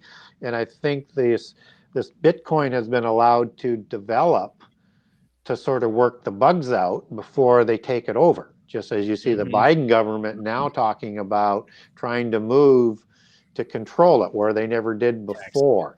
happened just this week. Yeah. And then you have another branch that we need to be aware of. So I think that's ultimately going to be part of that whole buy and sell part of it, right? That's going to be used down the road. That's all interconnected into this greater beast system. That's going to be part of the implant mark system that people are going to be asked to receive. But there's this, and you hear about it now. I mean, you have the Swift banking and you have the Swiss banking, but it's the Swift banking one that people are really focused on in terms of how the U.S. monetary system sort of controls the world, which is sort of controlled still by the old money and the Swiss money in Switzerland, because all of the banking is there now, including the Rothschilds that moved there, that linked up with the money that went there from the Templars and to the Hospitallers or the Knights of St. John, who were already there. And then the Vatican money, once they got a hold of the Vatican Bank through the Jesuits and I'm trying to think of the specific order that was founded that took over. Anyways, it was Borgia. I can't quite come up with the name of the order right now, but he was a descendant of several of the popes, right? He's of royal bloodline. And he's the one who funds the Jesuits, who then becomes the third Grand Master in 1570, takes over the Jesuits. And then he and the King of Spain work together, and they get control of the banking that they moved to Switzerland. So they got everything sort of there. That's still, the modern banking that we know it today, even though they say it's a little bit more recent. It's got right back to the time of the Knights Templar when it was being set up there. But that's the SWIFT banking that has a lot of the US-based leverages to it. Like you need the US and you need to have access to this. China has been working with Russia to set up a new system. They actually have a SWIFT system, but it's only about 20% as influential as the current one that's used by most of the world. So when you hear the language of them setting up a new system, so that the U.S. doesn't have the ability, and the Europeans don't have the ability to create such economic havoc, that's where this is really going to be heading. It'll be independent of anything that the West is going to be doing. That, again, could be part of that two legs of this empire that's being revived, that's going to happen, that's going to be on, the five toes on each of the feet. So look more of that. And they want this, and particularly Xi wants this because he wants a larger role and to be the one calling the shots in the world. Sure. And he's gonna. I think he's gonna. He may let Putin dangle for a while, but he's going to ultimately save him through this system. And they've already got that limitless treaty. And that oil is going to be shipped to China, so they don't have to bring it in from other parts of the world. So even if you shut it off, which I don't necessarily disagree with, but they've already got those markets already set up in the second largest economy in the world, right? So, and you're going to see more of that economic union. And then as Xi advances, he's going to swallow up more countries that are going to be forced into his system. And then he's going to force Southeast Asia to be part of that. And that's why you see India standing on the sidelines right now in terms of what's going on in the war today. Yeah. That's the interesting thing about it, is that long-term projection of like, okay, if China and Russia get in bed with each other, then this could look like World War III, but just economically, if nothing else. America gets Western civilization gets put into a secondary or auxiliary position. Yeah, and let's face it, the U.S. cannot afford a war. No, we really can't. On just about any level. Yeah, over $30 trillion in debt. And I mean, who knows? I mean, what the deficit's going to be on an annual basis. They can't afford another war. So they, the policies that were enacted overzealously but intendedly, I think, to create a debt level through the pestilence that's just happened was intentional. Yeah. Well, absolutely, especially after what happened with the election happened. And then after that, the first thing that gets done is the Keystone Pipeline gets shut down, and then, what do? We cut off, buying oil from Russia. And, we try to court Venezuela, but why would a lot of these countries want anything to do with us at this, because we are in such a weakened position, especially militarily. Thanks, Brandon. Yeah. Let's go. That's right. And there's no need for the U.S. to be in this position. I mean, we all know that they could be the world's largest producer of oil, and that it's gone from, in 1 year, from being a net exporter to a net importer, and they had to buy from Russia throughout the year, funding what was going on, and the government knowing they were funding what was going on, and knowing that Russia, what they were going to do, and at the same time cutting off all of the arms that Trump was providing, the oppressed nation that is being talked about today, and that even as it increased with military numbers around the borders, that reinstatement of the supply of arms, or producing more oil to be self-sufficient, was reenacted to start coming about. I mean, all of that is you'd have to be an absolute village idiot. Yeah. Which is plausible, I suppose, considering who's yeah, running the country right now. Uh-huh. But I think it's by design that they knew this war was coming. Yeah. And they created the scenario to fund it. And then, and I think they wanted the destruction. I think they wanted that. I think it's about the New World Order, and they're just painting, Putin today because as this madman, because he's not doing it in the way that they want, but he was going to get some of this anyways. They just don't want him to get all that he wants, right? Yeah. They just want to sort of limit that, and that's what it's really all about. And it's how do you, if we're going to be moving into this new world order that's envisioned by the European bloodlines, that the U.S. has to be brought down a level significantly, how do you get there fast enough in the timetable that they want to bring it about in? You have to destroy the U.S. economy.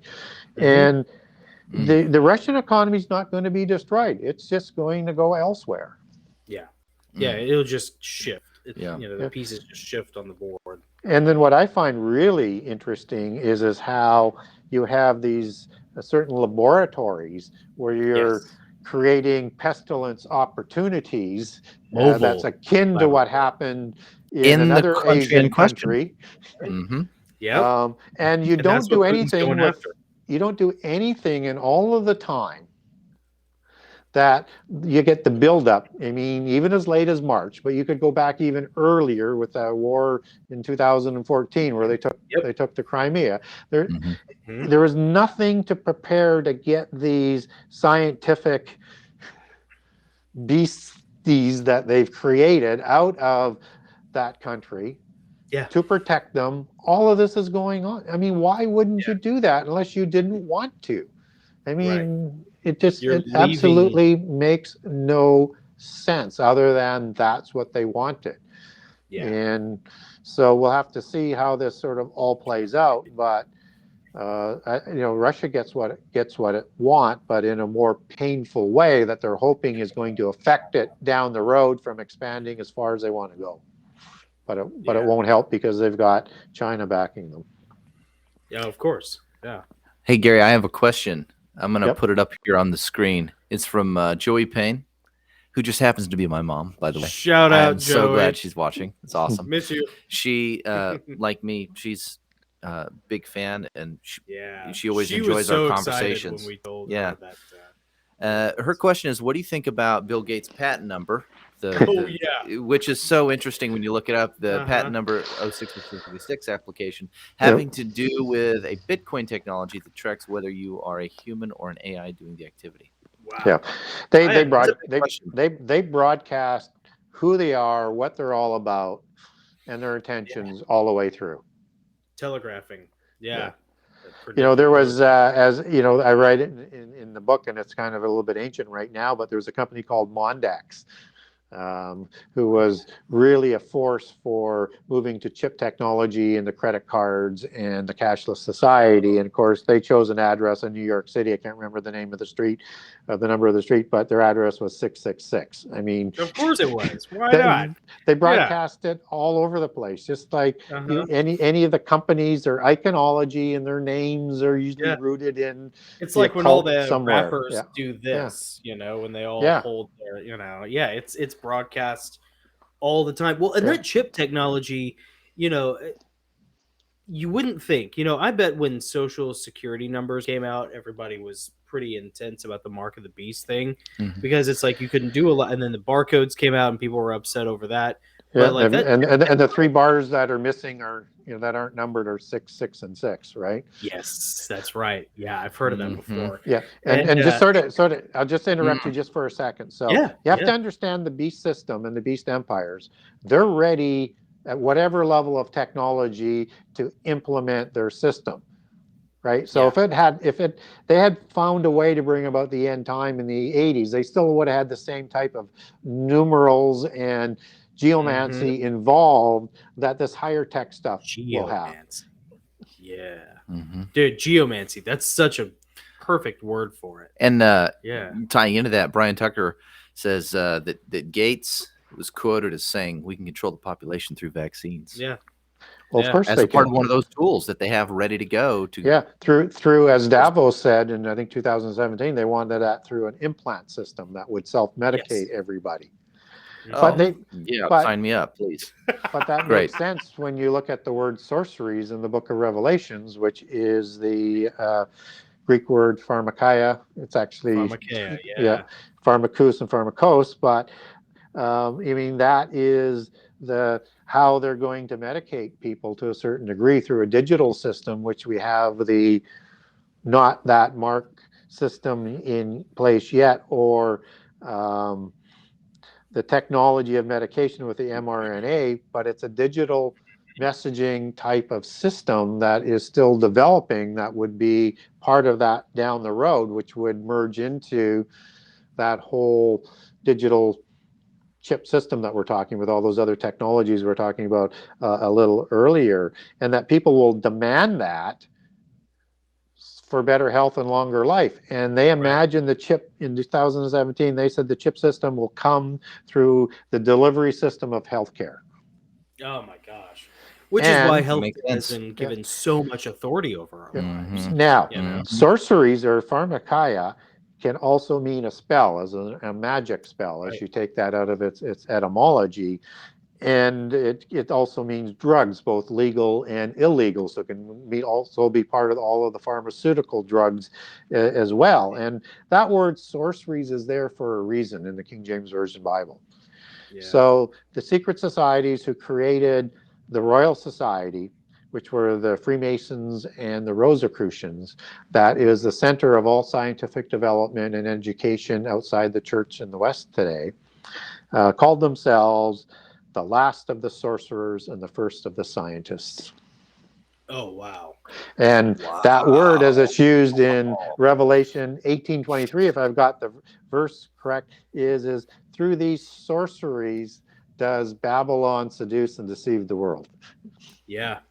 The either way, it's fallen angel technology. Yeah. Nephilim culture. Yeah. You know? Well, that's the frightening thing about it is, you know, and they've been pushing for this. Like you say, if they could have done this back in the 80s, they would have done it. If they could have done it in the 90s, they would. And I remember reading, I was into end times prophecy back when I was such a weird little dork. When I was in early high school in 8th grade, I used to read these books, you know. We'd get them from Lifeway. And I remember they talked about, one of the things they talked about, because this was during the Gulf War, the first Gulf War, was when they first started implanting little chips into dogs, you know. And now, just last week, I saw a video where a lady had a chip implanted in her wrist that would allow her to unlock the door to her house, unlock the bathroom, unlock the nightstand. And I'm just does no one connect the dots? Well, now go back, and again, there's, like I say, things are always developing, but and they're ready all the time if the opportunity comes. But the Mondax company I talked about is they were intent that this chip system that they were developing for the credit cards would at some point in time not serve its proper purpose because of security issues, that it would have to become an implant. No kidding. Yes. And they found through their research that based on the technology that they had at the time, that the best location for security and application and protected was either in your right hand or your forehead. Oh, that's right. I remember seeing something about that with the whole luciferase aspect. The guy who invented the luciferase angle of the jab, talking about how that same thing, that it would have to be implanted in your right hand or in your forehead for the most. And you know what? They laid the groundwork for all this years or decades in advance. The temperature checks, you know, back when the Wuhan flu first kicked off, you know, everywhere you went, you'd have to, you know, have a temperature check, especially at the dentist. And I used to tell them all the time, listen, I've been shot at. So like you put anything like a gun in my head, like I don't play the game, Yeah. you know. And so the alternative, It's got that unnerving feeling. it really, well, it's like cattle, you know, Yeah. like they euthanize cattle with the air gun, you know, like that's how it makes you feel. It's the medical world is so dehumanizing now because of this. It's such a psyop. Like Gary, I'll tell you, I think we may have mentioned it before, but when as a quick aside, when the first case hit Williamson County where we live, I was working a security job and they had a hard time. They were, at the moment, they had not enough bottled water for this performance, for the show that they were going to do. It was at a theater. And so they were already kind of out looking for bottled water. And within an hour of that, of them finding out on the radio that the first case had broken in Williamson County, you couldn't find water anywhere. And I remember getting this sick feeling in my stomach, like this. I remember literally thinking the words, "This feels like witchcraft. This feels like some sort of hex, some sort of spell that has been cast over people." Because it's something other than just, because mass psychosis can happen. Yeah, sure. Yes. But it's something other. There's something nefariously supernatural that's going on with this sort of thing. And that temperature thing, they'll do it on your head or they'll do it on your wrist somewhere.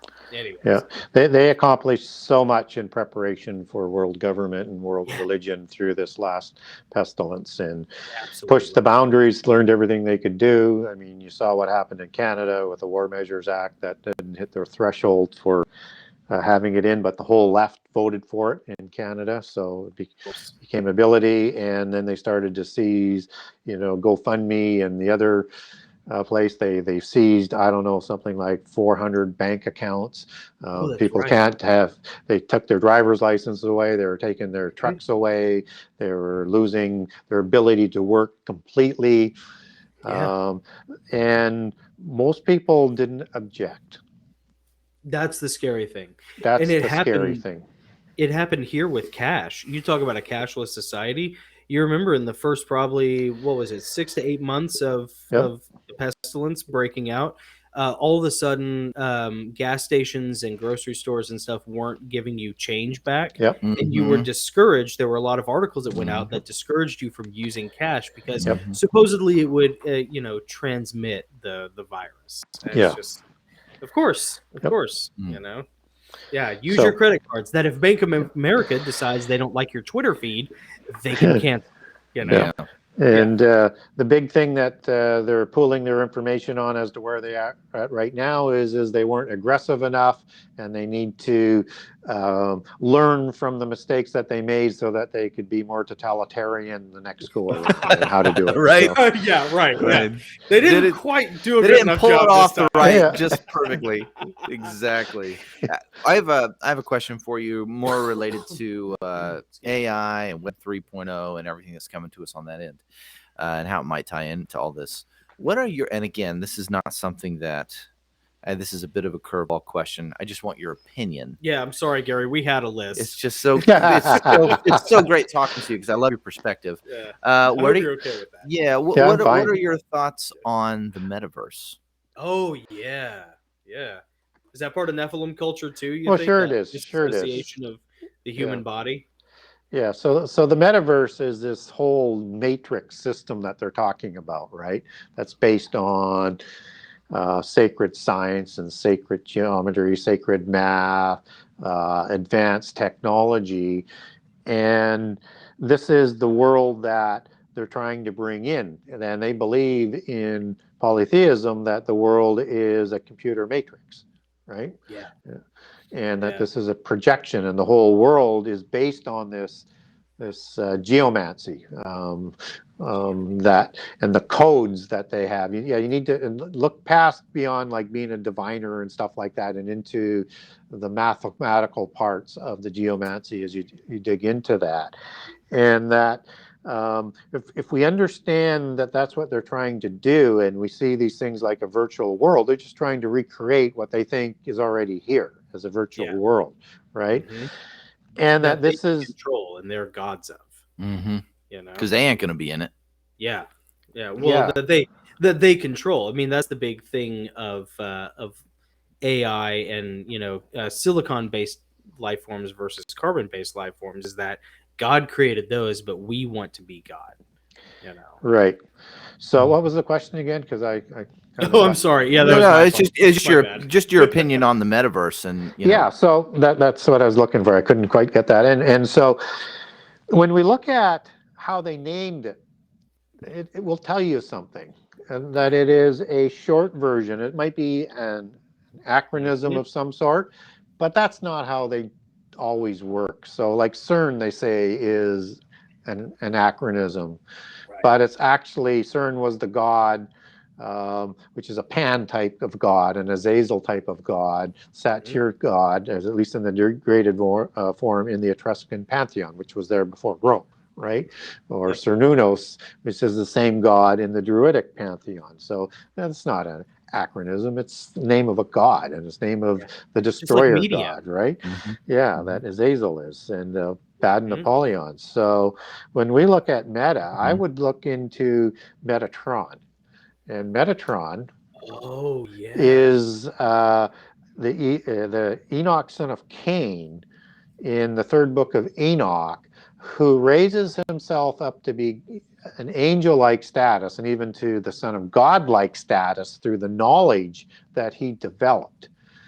And his name was changed to Metatron once he became at that level. And Metatron is the name of the spirit that is guiding a lot of the scientists and the people that are working on a lot of this digital technology and providing the things that they need to develop it. So anytime you see Meta, you need to be thinking in terms of the Nephilim fallen angel technology and knowledge, just as you've been talking about, because they're going to label it. So even when Facebook changes their group company name to the Meta, that is what he's telling us is he's positioning his social media and his corporate oligarchical company is going to be part of that system that's coming, the beast system, and it's going to be a major part that they call the metaverse. I knew it. Yeah. Yep. There's nothing new under the sun. All that is has come before. And it's amazing to telegraph. I think they telegraph because they know that the people who call them out on it are going to be they're just going to be labeled as labeled as religious kooks. Kooks, conspiracy theorists, so forth. Yeah. Well, and it'll only further validate what they're doing. And it works because what they have been doing and what they intend to bring about is of such a scale, of such complex nature, of so many different parts, that most rational people would, rightfully just say, that's crazy talk. Nothing that big could be that secret. And they're right. They don't even try and keep a secret of it. They hide it in plain sight. And they know that people have been brainwashed because they've been preparing them, that they know that they won't even have a clue what's coming at them, even though they told us. You're right. Yeah, they warned us. Yep. That's how they do it.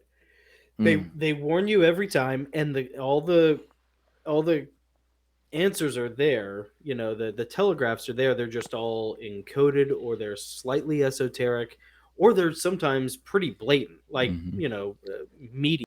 I mean, we use the term media all the time. Well, that was a goddess, but everybody's got, everybody has a day job. Most people have kids, it's just they don't have time to do this. And they're banking on that lackadaisical, attitude towards all of this. Yeah. Yep. Yeah. And the media is they're playing their part perfectly, particularly with the current war that's going on, and all of the focus is on Russia right now, and there's no focus on China, who is the one that is making it happen. Right. And there's nothing, and he's watching it strategically because they play things from a lot higher level than the village idiots running our countries lately in the last few years. Brains. That they're watching everything that is happening for their plays to come. So they get a chance to see how they should do it, and they'll do it better than what Putin has been doing it. Well, and that's the fascinating psyop aspect of what's happening over there right now is that, here's one little country that, and it's not little. Here's one country that had no real bearing on most people's lives. It really doesn't matter for most people. But man, if you look at social media, if you look at the news, if you look at anything on TV, it's all stand with those guys, support those guys, protect those guys, and then they vilify the other side, but yet they ignore the fact that it's far more complicated than that. I mean, there were biolabs that they were going after. There's been a civil war for the past probably 10 years now, and the ever people since 2014, the Minsk Treaty was violated by the puppet government that was set up. And the majority of the people in the assaulting country, the offending country, they're destitute now. They don't want what's going on, but they're being vilified. Right. They're being vilified on Facebook, in sports. Did you see that, Gary? That and they're like, about, we didn't want to do this. Yeah, we feel, Yeah. Now they know how we feel. Now they know how the American conservative feels. Like, I know it's not my fault. And take the two examples of the catastrophes. Yeah. One that begins in China, one that begins in Russia. You can't speak against or do anything to the Chinese, people-wise, media-wise. But you can do anything, against the Russians, and that's why when you see that much unanimity and focus, you have to start asking critical questions about the disinformation that we know our fake news provides us every day. They lie all the time, so we have to be able to weed through what's going on there. And this whole idea, that the president says, "Well, I knew sanctions weren't going to work anyways." Well, that's not what he said before, but they knew, and they didn't do anything to stop this beforehand. They were just trying to, I think, poke them in the eye to get them to do it. I mean, shortly before the war happens, you have the vice president going over there and working on, the policy of the White House, saying, we want Ukraine to join NATO. I mean, could you poke the bear anymore, so to speak? Right. Yeah. And they have been poking the bear for the better part of, I think, 5 or 6 years now, stacking their troops over there. That's why all that conflict is taking place on the eastern side. Yeah. It's just, And now this poking of the bear that's saying that, well, we would let the Ukraine into the EEC. That's not going to happen. That's just making everything justified in Putin's mind. And I'm not defending Putin in any way. I mean, he should not be invading countries. He's an evil. But you know what? We got the same type of people running our governments. Right. Well, because it kind of is a puppet government set up by the Western controlling powers. And, and I've heard a bunch of crazy, well, I wouldn't say crazy because I kind of believe them, but a bunch of esoteric stuff about, Ukraine being like the sex trafficking hub of Eastern Europe. And Billionaires Playground. Billionaires Playground plays into that whole adrenochrome cabal kind of thing, sure. And then it's a government set up by the Western banking syndicate powers, that violated their own treaty from 2014, and then was a host to a bunch of biolabs, many of which were apparently mobile, that have been being hit. So, and I don't know how true any of that stuff is. I kind of hold that in an open hand, because I can't verify it. Well, what we do know, according to what's her name? Is it Ruland? Victoria Newland, who testified before the Senate committee this week, is that there are those biolabs there, and that they are very fearful of what happens if they fall into the Russian hands. But yet, these are the people that did nothing to protect them or safeguard them or get that stuff out beforehand when they had lots of time. So we know they're there.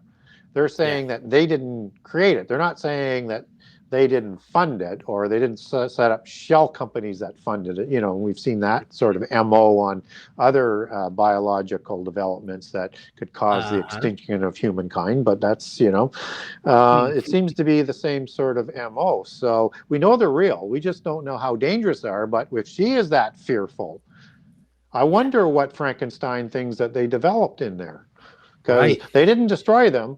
The scientists, as the head of the agency over these biological departments in the government, said in the U.S. that scientists do what scientists do. They froze them, they kept them, and they do what scientists do. They were manipulating them just as one other virus that we know about.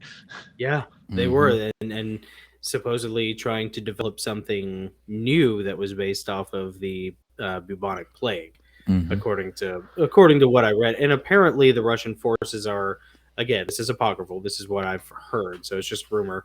But the Russian forces are trying to eliminate those biolabs as opposed to seizing them. Now, how true that is, I can't verify one way or the other. I'm not convinced of them because they took over those labs from the Russians. Oh yeah, wasn't Chernobyl? Was Chernobyl one of them, or was Chernobyl supposedly like one of the sex trafficking conduits? Do you have any information about that? In terms of a biolab being there? Yeah, in terms of biolab. Well, Yeah. no, the only thing I know about Chernobyl is that it was a nuclear accident that was there, Yeah. right? But again, I mean, was under the Soviet Union.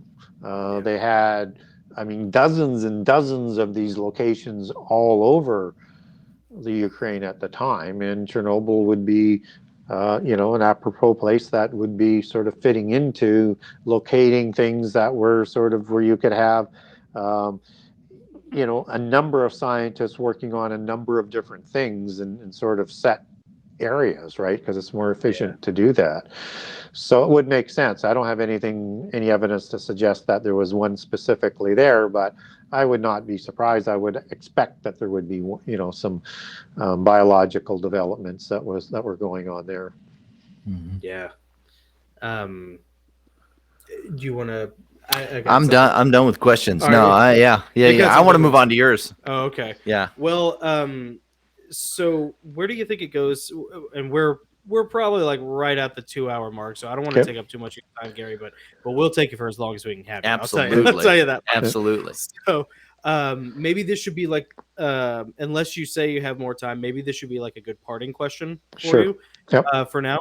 Yep. Where do you, if anywhere, see this going with what we're looking at with world events right now in the near future? More of the same. Yeah. Learning from what happens here.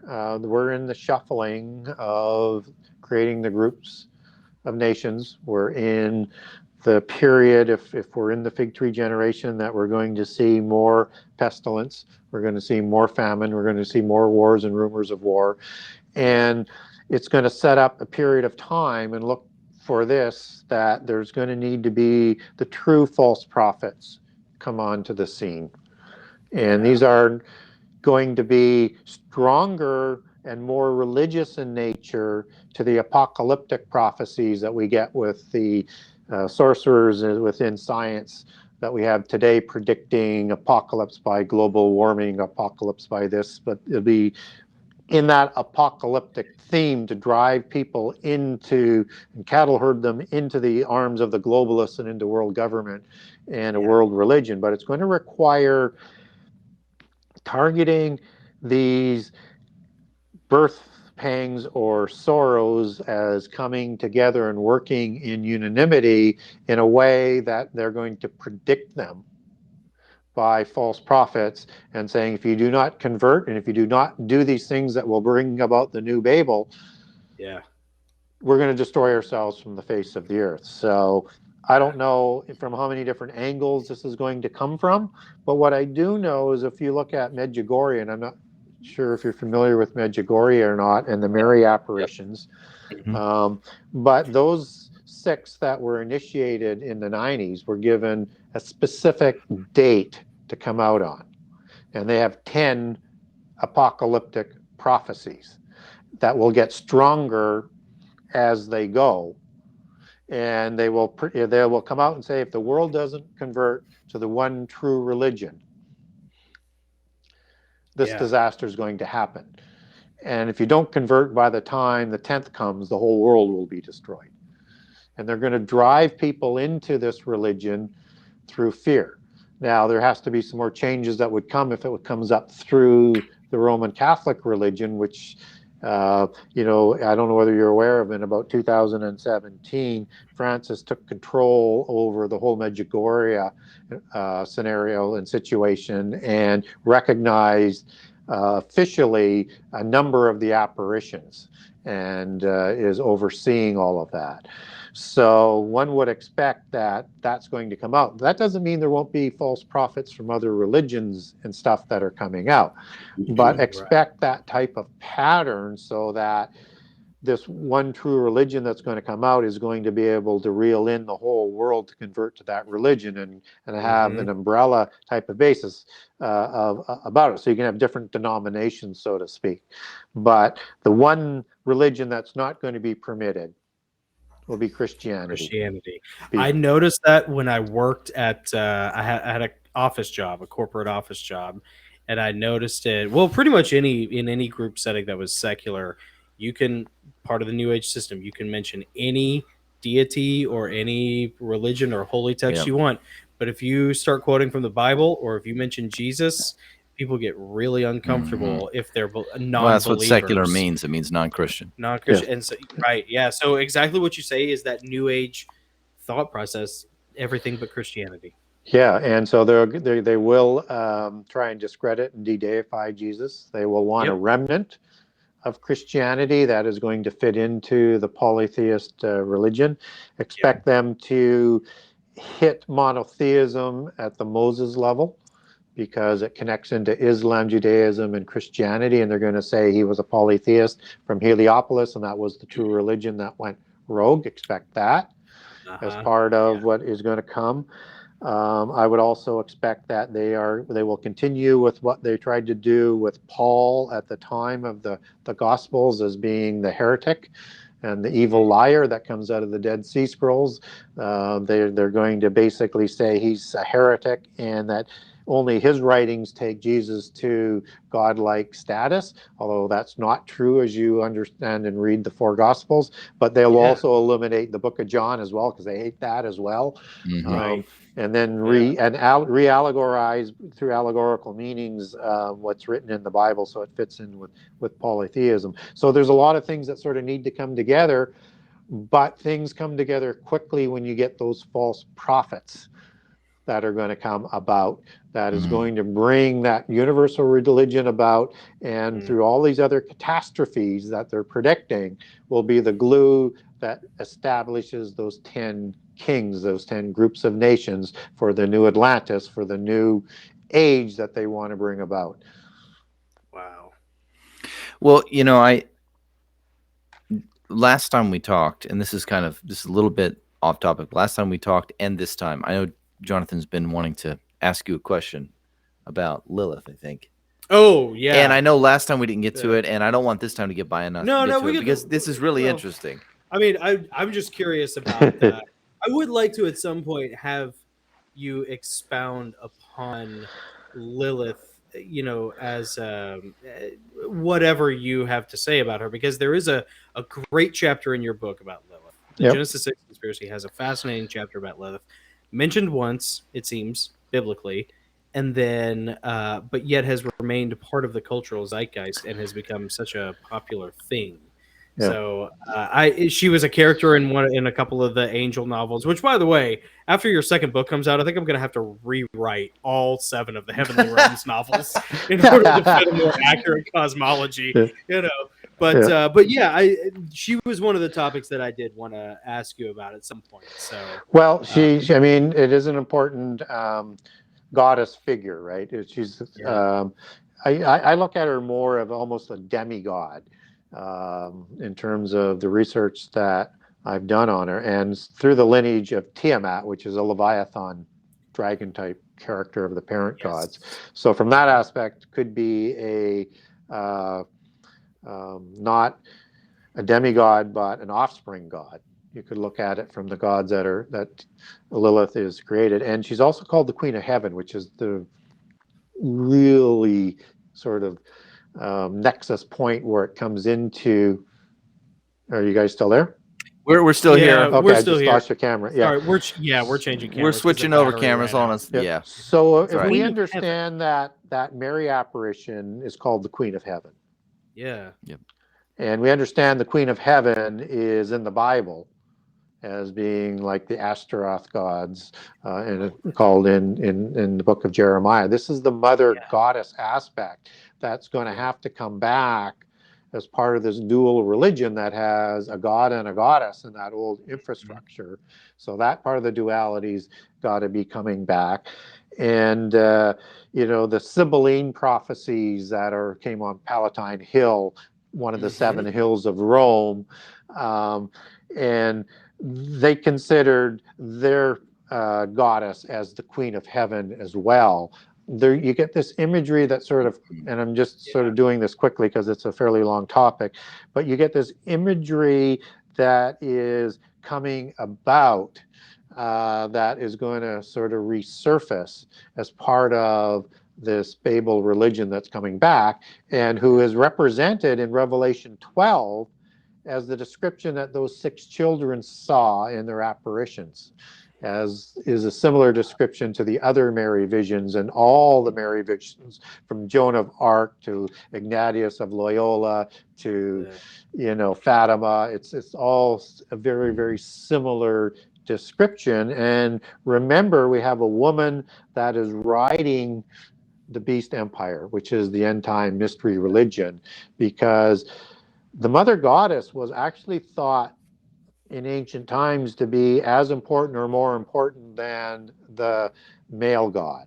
It was not only the fertility goddess and a war goddess, right? And sort of Athena, yeah.